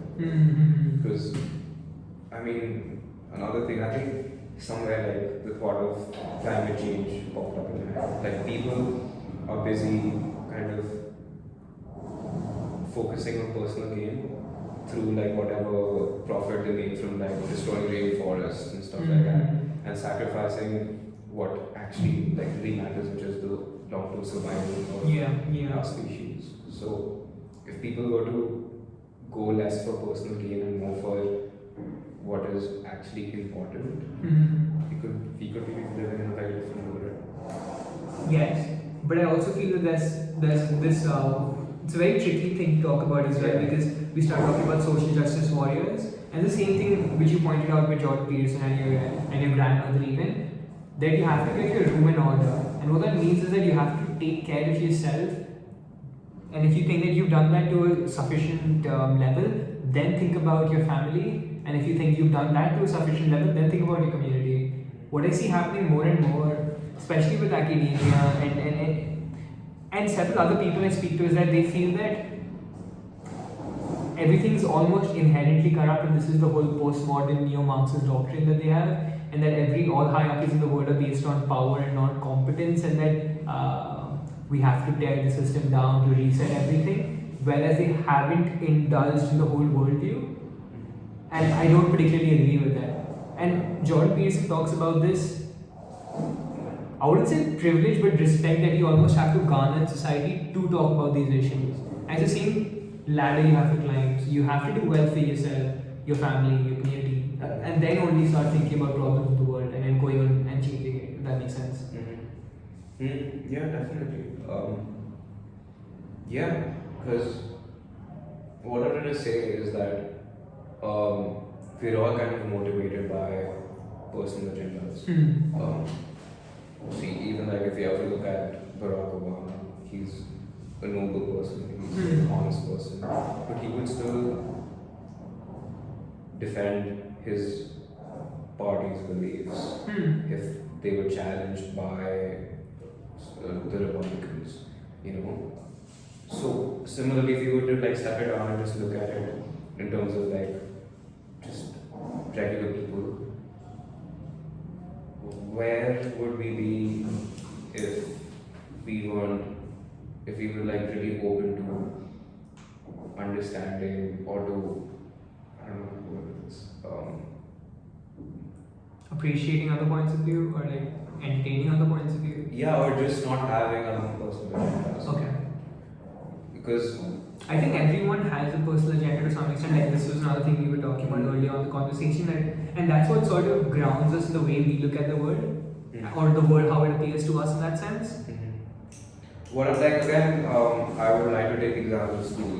What if, teachers are like what we, or at least what I thought at a younger age, like the goodest people or like the best people at a subject who know exactly what is.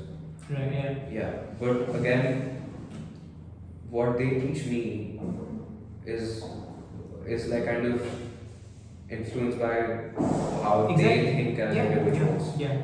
So how much more could I learn from them, or how much more like would I get out of them if they didn't have their own kind of agenda? But I think exactly, and everyone's biased in that sense.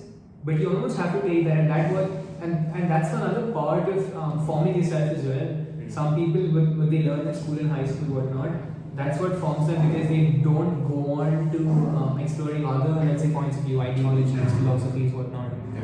And it sticks with them because that's what they find compelling, maybe. Yeah. If that makes sense. Yeah. Like, and I don't think we can move away with that. I think personal agendas and those sorts of things will always exist. Yeah.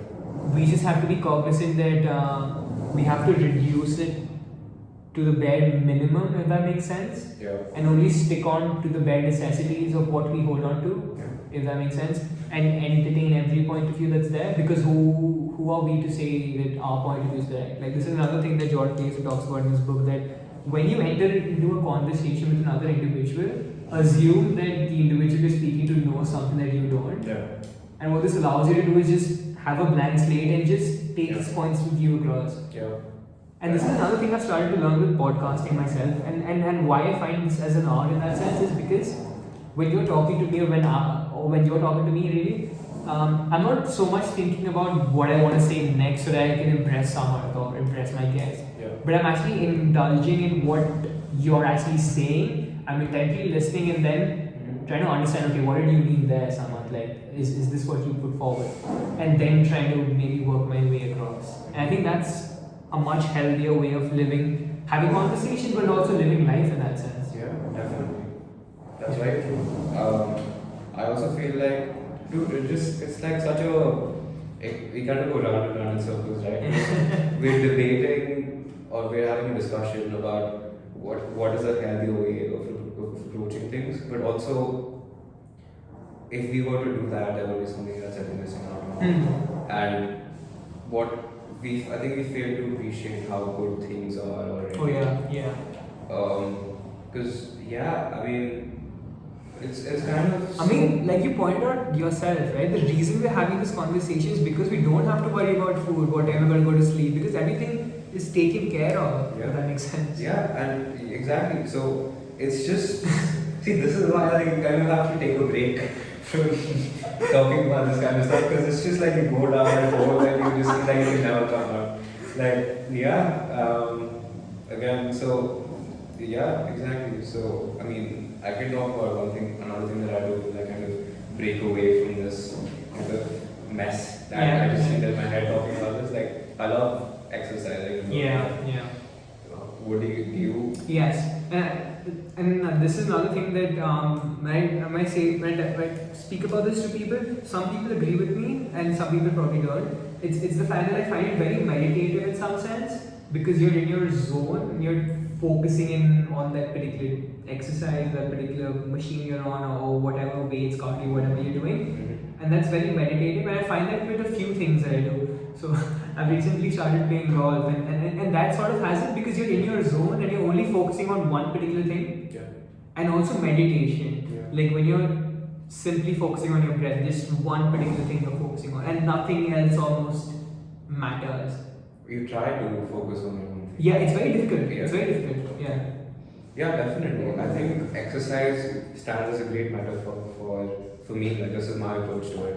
It stands as a great metaphor for like what it does to my body. It's like also how life is in general. I mean, what I'm going to say by that is that when I'm focusing on like exercising, like you need to, of course, like it kind of settles you down into that one lane that you follow, which gives you a lot of like alignment internally. But also when you're going out for a run and you kind of go beyond what you feel that gives me an insane amount of willpower to tackle things in life. Oh yeah. You know David Goggins? Oh god. The man's a machine, man. Yeah, he's how much have you followed him? I follow him on Instagram, so I see him every morning just to feel like a little pussy, really. No. See, that's the same thing, right? Doing something hard every single day. Yeah, definitely. Like one thing, I mean, things that it's just something that I can count on. Exercising, it's more for the mind than anything. Like I don't care about. Of course, it feels good to look good, but I'm not a gym bro. I'm not a runner. I just enjoy doing these things because it's really like training the mind. It gives you strength that helps you tackle things in real life. Oh, definitely. So that's why, everything that I do in a day or everything that I try to do in a day is just born from this kind of wanting to understand what this life is really all about. We've talked about philosophy, psychology, art, design, exercise. Everything is just linked to this one big void or question that I've experienced every day. Yeah.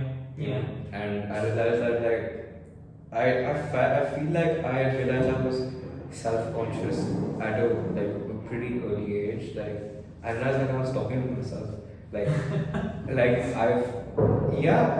again, authenticity is what really matters to me, because I'm sitting here with you, okay, you listen to what I'm telling you about, but you're not able to understand what else has been going on in my mind as we're talking. There's a lot that cannot be communicated just by me sitting here. Yeah. Even what I'm trying to tell you right now, you don't need understanding of part of what is actually going on in my brain of what I want to tell you about.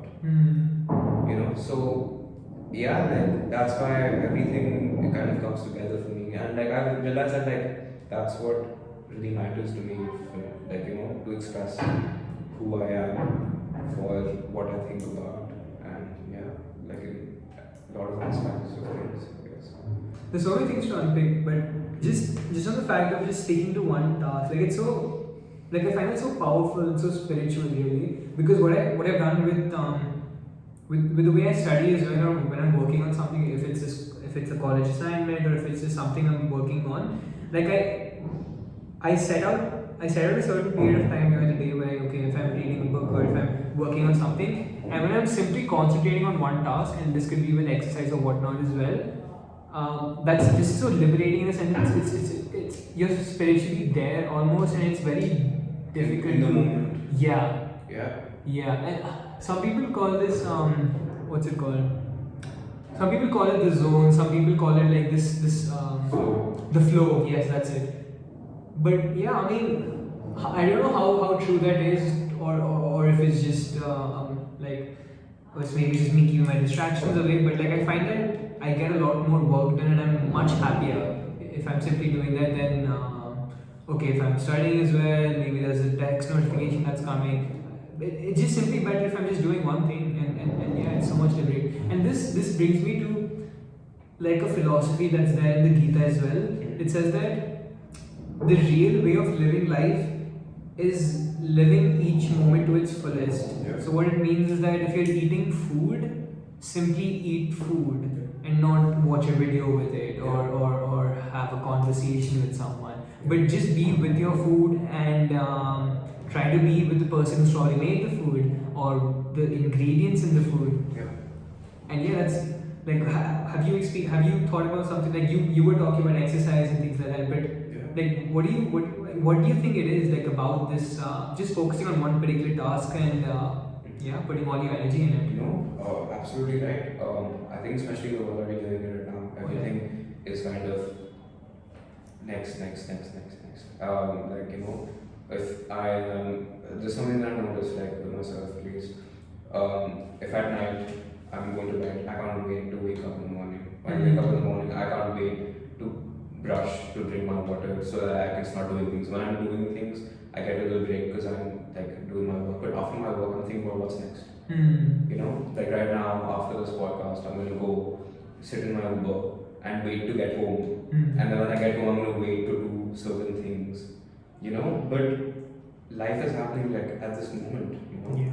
When you're kind of thinking of the future, what's next, that's great. But things are happening to you right now. And what I realized is that things aren't often as great as you would imagine them to be in real life as you think about them. Like, if I'm sitting here fantasizing, like I'm going on a trip to Italy or something, like, okay, I'm fantasizing about it.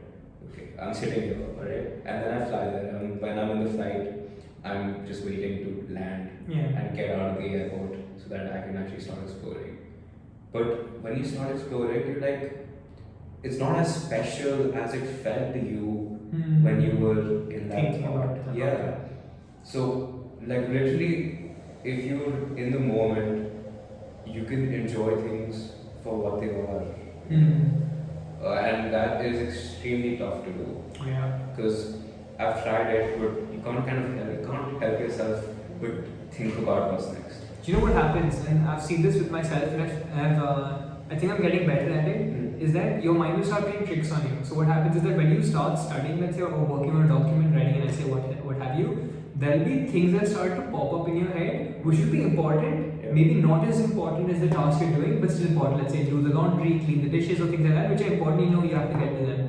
But if you almost concede and start going and doing those things, then the focus you were on will be lost. So what I've almost started to do is that and sometimes the thoughts I get when I'm actually working on something are so brilliant, like, and I could probably implement in some things. So I just keep a notebook with me and I jot them down, like, okay, Shan, that's there, probably attend to that later. Focus on the thing you're doing right now.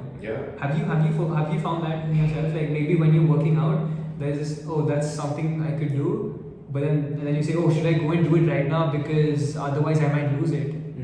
I don't know. That comes down to focus, I guess. Because again, like we're extremely distracted. Phone, social media, everything. Like we're losing. Again, like I don't want to sound preachy at all because this is something that I struggle with myself. But I mean, just if you're talking and if you're might as well talk about it. Like we're losing our focus and our ability to do things because we're just there's so much going on. You know, like life is much more. It's much more comfortable, but it's also there's a lot more stimuli that you're experiencing. So it's hard to kind of center yourself in that. And I think again, like just an understanding of who we are as human beings can help and can go a long way in helping you focus and helping you to do that task because you understand the importance of that task and you understand the importance of not getting distracted and how it overall like benefits you over time. I think it's so important to, as you said, set tasks and have a goal-oriented like a vision really, because I feel otherwise if you'd fall into the trap of just working on other people's schedule and that forms your schedule. So that could be through social media, and if you're watching something, I might as well do that because someone's doing that.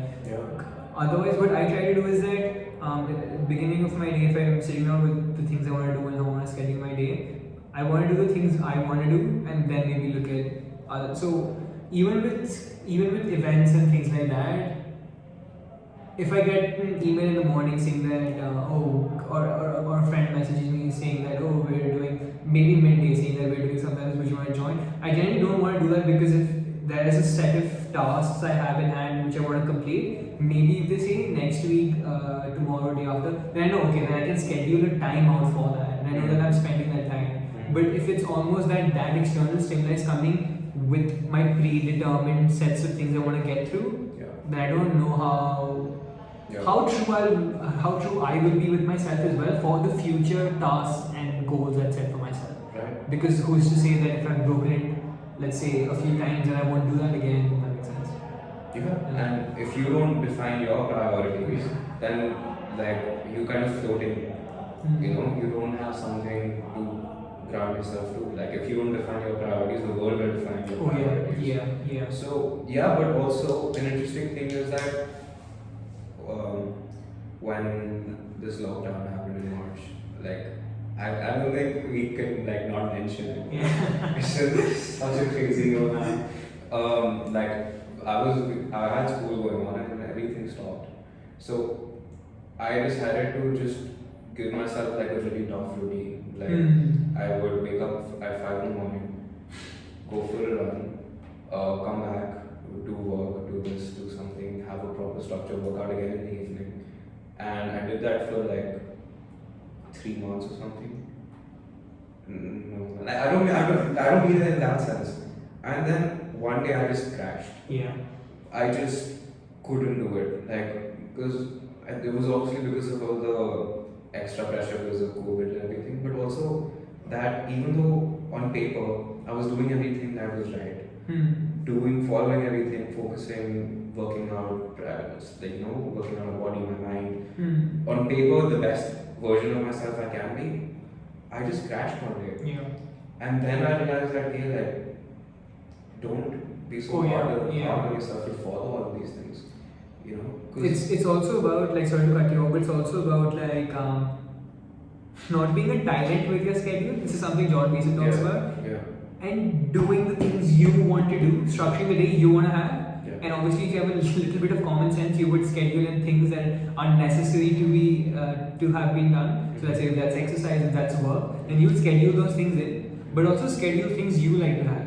Let's say things like, I don't know, meeting friends, spending time with the family, things like that which you enjoy, and you know that will help you get you through the day.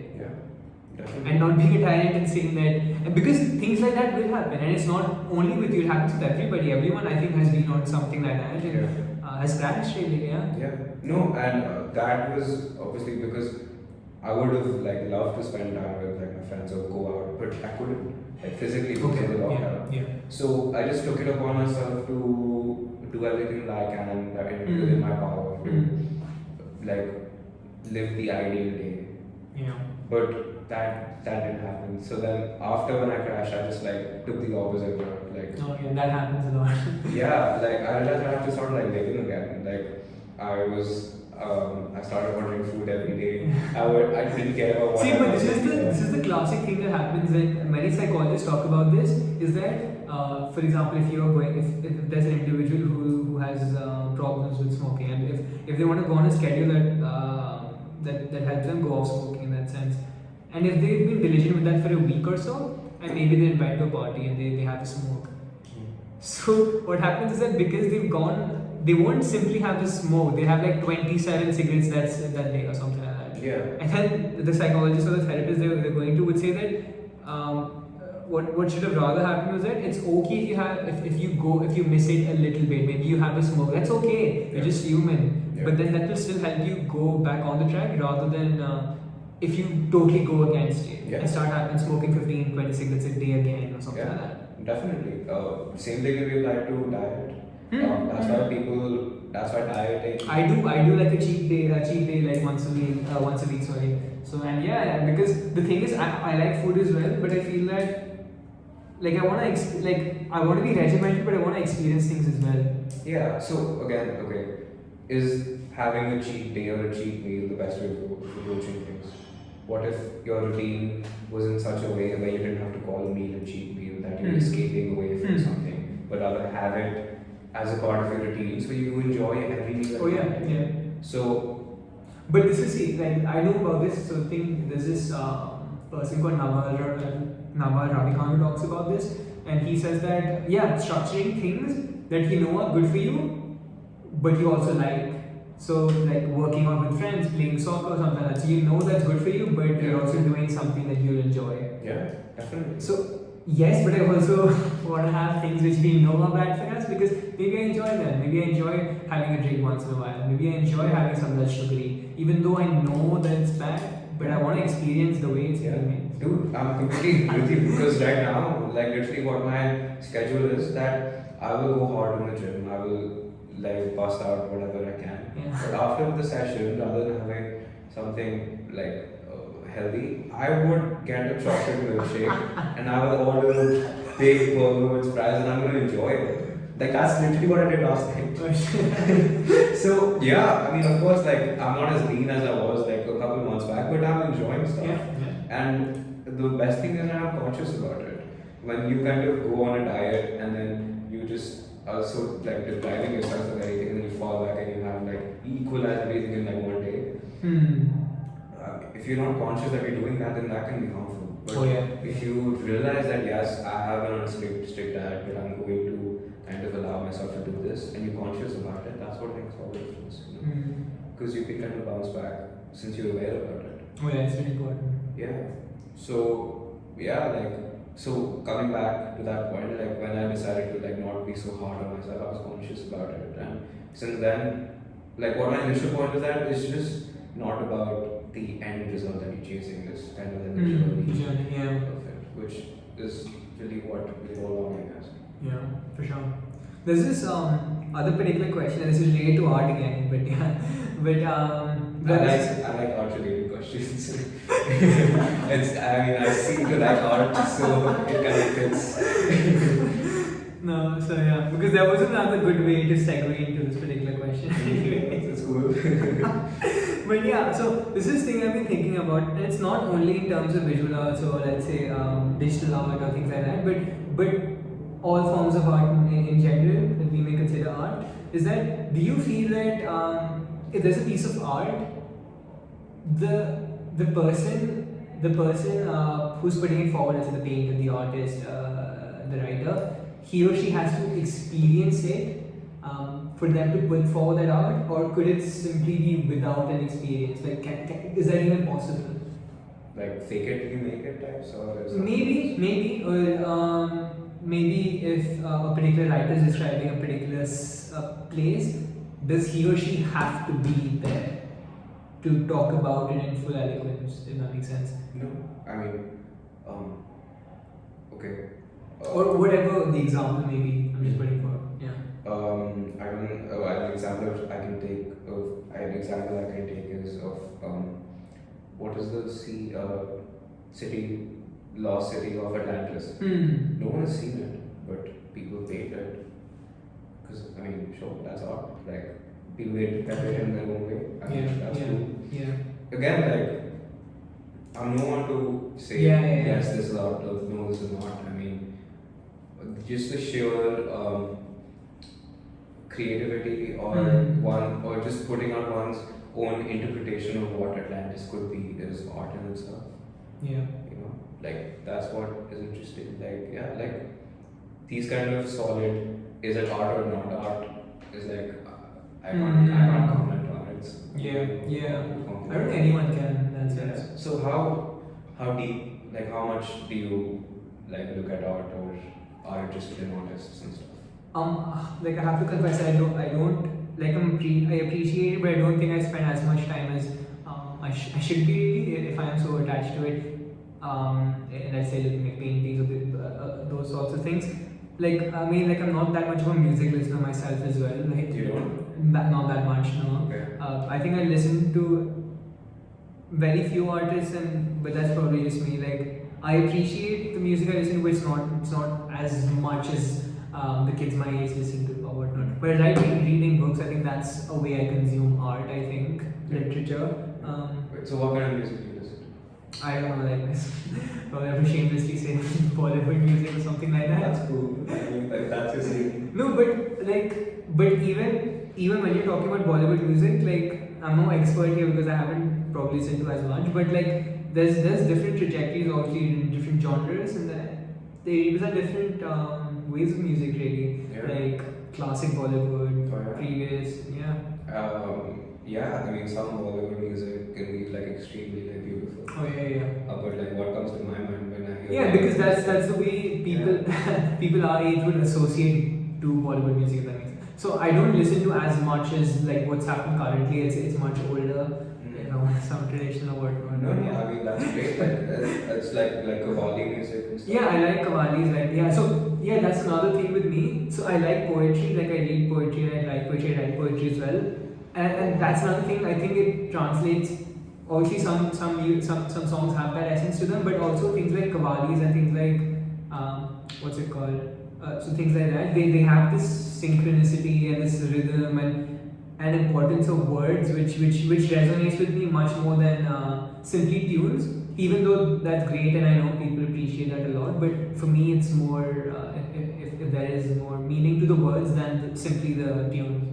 Yeah, of course. I mean, that comes down to personal preference. I guess. Yeah, but the reason I was smiling was I remember this meme that you sent me was SpongeBob entering heaven listening to Qawwali. So I mean that is true though. It's very completely for me. Like whenever I listen to it, like I wouldn't play it myself, but whenever it comes on, I feel a certain way. Oh yeah. So I mean. The kind of music that I consume on a daily basis completely contrasts. Yeah. Totally understand. Like pretty much like my sister's totally different to me in that regard. So my friends are totally different to me in that regard. And I appreciate that. Like I've heard Eric Clapton and they're good artists and all these people are really good artists. But like I don't know, like I probably because of the way I've been brought up, the music that's always been there in my house. Like my parents also predominantly did listen to Hindi music most of their lives. I guess that's what's stemmed the way I've looked at music as well. Like listening to it and things like that. So there wasn't ever a time in school where it was cool to listen to some sort of music. There was, but I don't think I was so cool to be part of this crowd. Yeah, that's a good thing. I was just a nerdy kid playing Pokémon on his DS. So it's like, you had a DS? I still have one. I bought Sword and Shield, so I completed that like when it came out basically. Dude, I'm a big Pokémon fan. That's another thing I wanted to talk to you about. So that's another reason I wanted to go to a Western country as well, because I play Pokemon TCG trading card game. So every Sunday over there in the UK, I go to my club with my friends. And that's so cool, dude. See, even though they're like communists and I'm a pro-capitalist, we have a shared interest in Pokemon. That's so cool. Those guys with the green hair, me and my friends. So, until I stop talking Pokemon, I'm good. Pokemon is so good, and like I feel like I'm an old hand when it comes to Pokemon. Like the first game I had was Soul Silver. Oh shit! On my DSi, and I had a Game Boy before I had a DS, and that was the OG. Wow. So you go way Oh back. yeah. I was collecting Pokemon cards like bro. I used to like when me and my mom used to take me to mandirs and stuff. She used to tell me go wish for whatever you want. I said that I wish I'm living in a Pokemon universe where I can choose a starter things like that. I get that so hard. When I was younger, I go and search on the internet like Pokemon in real life. And I would force myself to believe that that's true. That they're living on like some island. Dude, when I used to walk on streets, I'd be like, oh, I just entered the grass. Maybe there's a Pokemon. That's amazing. I get that completely. Yeah, I used to live in my own like fantasy. Well, yeah. Which is why Pokemon Go was like, if I was a kid and I had Pokemon Go, my wildest dreams would be eventually. Yeah. Think, oh, that's crazy. Dude, and that's why I think I was at a dinner and I think this was my uncle or I don't know, my father, someone brought this up. He saw the news saying that, and this was when Pokemon Go was like super hot, okay? He said that, what's it called? There's this professional person, some banker who left his job to become a professional Pokemon Go player. And those guys are like, what a stupid guy, like I can resonate with that guy. Probably he's just another childhood fan like I am and he's just living his dream. Yeah, that's scary that I would want to do something like that. What's your favorite Pokemon? Dude, that's a hard question. Okay, what's your favorite Pokemon game? Pokemon game. I've always liked. I'm forgetting the name. I don't know how big a Pokemon fan you consider me because I haven't touched it in a while. Cool. It's the starters were. Okay. No wait. Let me get it straight. So. The penguin, which was the water type Pokemon. Diamond and Pearl. Yes, Diamond and Pearl. There you go. Oh, I think no, but I think my favorite Pokemon is Arceus. Like I think he was. I don't know if you want to call him a he or however he identifies in this gender fluid world. But yeah, because I think Arceus was the creator of all Pokemon, right? And that's why he's the god. So like that's my favorite. Nice. I don't know. Nah, fair enough. I like all of Blastoise. Okay. Oh yeah, I watched the interview. Yeah. Oh yeah. So, man, Pokemon's just been like. Turtwig, yeah, I think. Wait, but Turtwig was after that generation, right? It was after Diamond Pearl. No, Turtwig wasn't Diamond and Pearl. It was Chimchar. Oh yeah, Chimchar, Turtwig, and Pimp. Yeah. Something like that. Prinplup was the second form, I think. And then it was Emporio. Yeah, there you go. Yeah, it's all coming back. Yeah, man, that was That's my cool. childhood. Yeah. And it's crazy, like, how I like still love that. Like, I don't know, like I'm 18 years of age and like I still love this. Oh yeah. Like see, like I don't think I watch it as much, but like I still love it because I still have that childhood memory. And yeah, like I still have TCG. But what I think happens with TCG is that I'm not so much a collector and I'm a player. I really like the competitive. I don't know if you've ever played trading card game. You like have like, is it an app on your phone? You can actually have the cards. No. So there are two ways. So there's the online trading card game where you can play virtually and collect cards and things, and there's the physical one. So you have the cards. Yeah. So I don't know if you've ever collected Pokemon cards. Way back. Yeah, but then so those sorts of things, like you can actually play with them competitively, which I always knew even as a child. I didn't know how to play it though. Yeah. But over there, like I figured out the scene something. The shiny Charizard is the most like sought after card, right? I think so. I'm not so well versed. I think so, and it costs like Yeah. I think like £500 or something. No, like a crazy amount of money, like $100,000 or something. Oh shit. Oh, maybe that's another Charizard but yeah. So the prices are insane. Like if you actually talk about some of the rare cards, yeah, it's insane.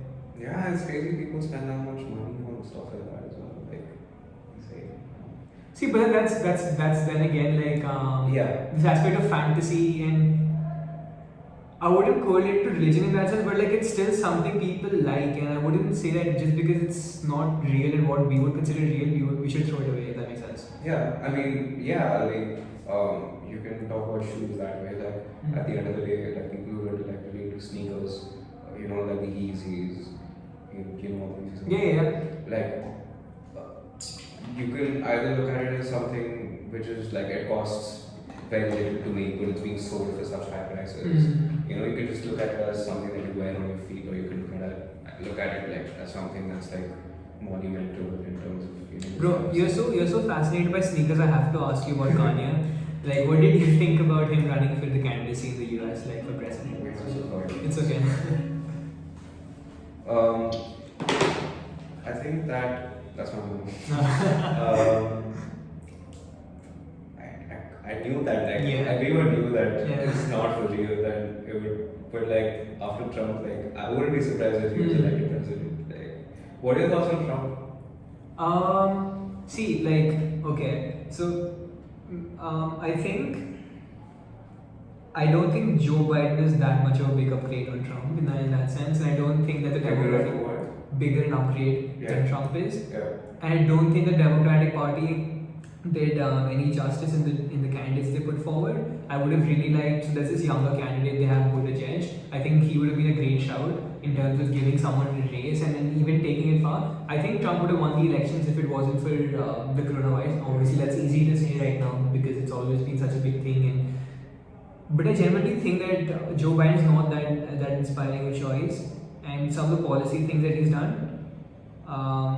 Also, it becomes a bipartisan issue. So if you look at some of Trump's policies, it's not to say I'm pro-Trump or anything, but if you look at some of Trump's policies, they've actually been very liberal in what the Democrats would also agree to. Okay, he's talking about pulling out troops from some of the war-torn countries in the world, which is what the liberals want. They don't want to continue with war and those things. And it's actually very anti-Republican in that sense if you look at it of getting troops out of war and things like that. But guess what? We're living in a generation where just because you are part of a troop almost, part of a tribe, like the Democrats or the Republicans, you will not even entertain what the other side has to say, if that makes sense.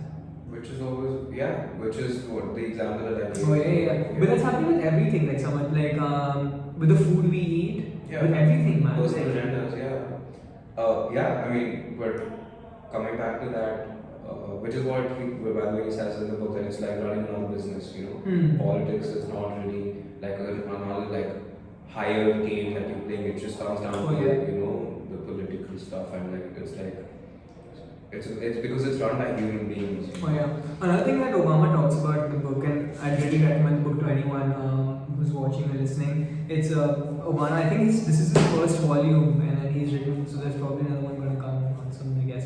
But he talks about this issue that even if you are the president of the USA, you think that you're the most powerful person in the world and you can change whatever you would want to change. But it comes down to, as I was putting forward, a bipartisan issue. So, and it's very much dependent on the Senate and how they want to see things. So even if there is something that you may find very, let's say, innovative and an idea that you want to see how it play out in society, it's very difficult to pass it through Senate because it's such a 50-50 split that there is. Yeah. So. Yeah, I mean, the government has its own limitations. It's not something that's like beyond everything else. Yeah. So, yeah. So talking about Trump though, like I would say forget the policies, forget the parties, what the Republican Party is. Whether you're a liberal or a conservative person, like that's not what I'm talking about. Just Trump as an individual. Just him as an individual, man. Like, I was just thinking about this, like, in pathways we used to have like lots of events right every year. I was just thinking, like, he is the president of the United States, and some of the stuff that he says, if I, as some delegate in some MUN in some school, if I were to say that, I would be kicked out of the hall. So he's just changed the way we look at politics and leaders in that sense, in my opinion. Yeah, but what is he saying? Like, what is he? He's not a role model though. Like he's not a leader, at least from like a leading the people perspective. In terms of a business, yeah. But what is he promoting? Why? Like, look at the state of the US. Like, see that, but then that's the primary reason he got elected as well. Yeah, because he was unconstitutional. Radical. Yeah. He said he'd probably change the system. People would be scared. But then the fault that he did almost was that yes, he was that particular crazy head person, but the people he had with him, his vice president and his whole team he had with him, were all pretty much like classical Republicans, which you would expect to have with any other Republican president in that sense. So he didn't really change what he anticipated to do, really. So that's another thing. But I mean, people refusing to wear masks because he never supported wearing masks, because people claim that it is their freedom of. What are your thoughts on that, by the way? You see, it depends. Like now, you also have to talk about like where we're getting our sources from, because everyone's saying that trust the WHO, this, that, whatever. So I've always said that. First of all, there was this case that happened that the WHO came out and said that what's it called? So they were asked a question on China and Taiwan. Okay, so say that, and they said that, what do you think about the situation that's happening in Taiwan right now? And they ignored it. The official was there, and the reporter asked that particular individual again, what do you think about the situation that's happening in Taiwan? They said all Chinese provinces are doing well. So they clearly didn't push like Taiwan and things like that. So if you know a little bit about Chinese politics, what happens is that Taiwan, Hong Kong, and all these provinces, all these places are provinces of China, but they consider themselves to be independent in that sense, and they want to be sovereign in that sense. So what happens is that I said that you can't trust anyone who has a Chinese agenda backing them and the claims they're making. And the WHO said that everyone has to wear masks no matter what the economic consequences would be. So, and then later on, I think they came out and said that, oh, we were wrong, saying that everyone has to wear masks.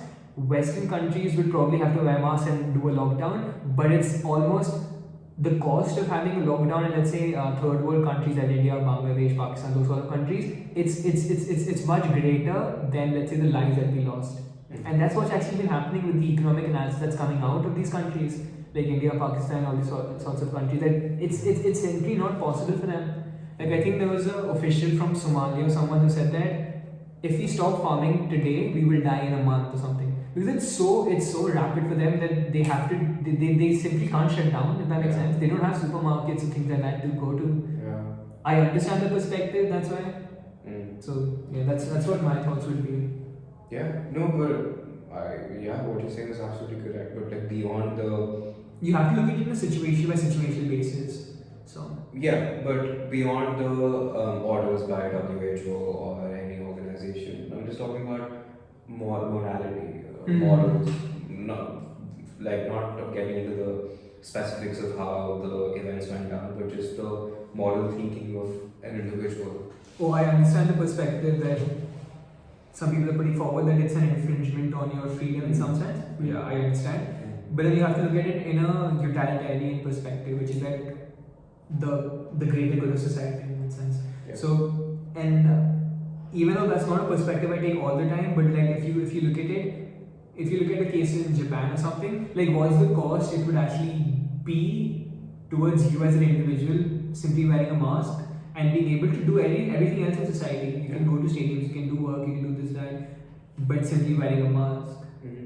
So I think that's fair. But then I would not be for it if it's actually at a point where economic analysis has been done in several countries where it hasn't had that much of an effect and has actually had a detrimental effect in locking down the economy and not allowing individuals to go back into work. Then maybe I step in and say that I don't think it's right for us to lock down anymore, or even, I don't know if that's still related to the question of wearing masks, but you have to look at it in a situation. Yeah, the situation is also dynamic than that, right? Yeah, even though I understand that it is an infringement on your civil liberties, if you want to call that, but it's still serving a greater good of infecting fewer people. So that's how I look at it. Yeah, exactly. And I think the levels of it, of like how beneficial it is to everyone versus what level of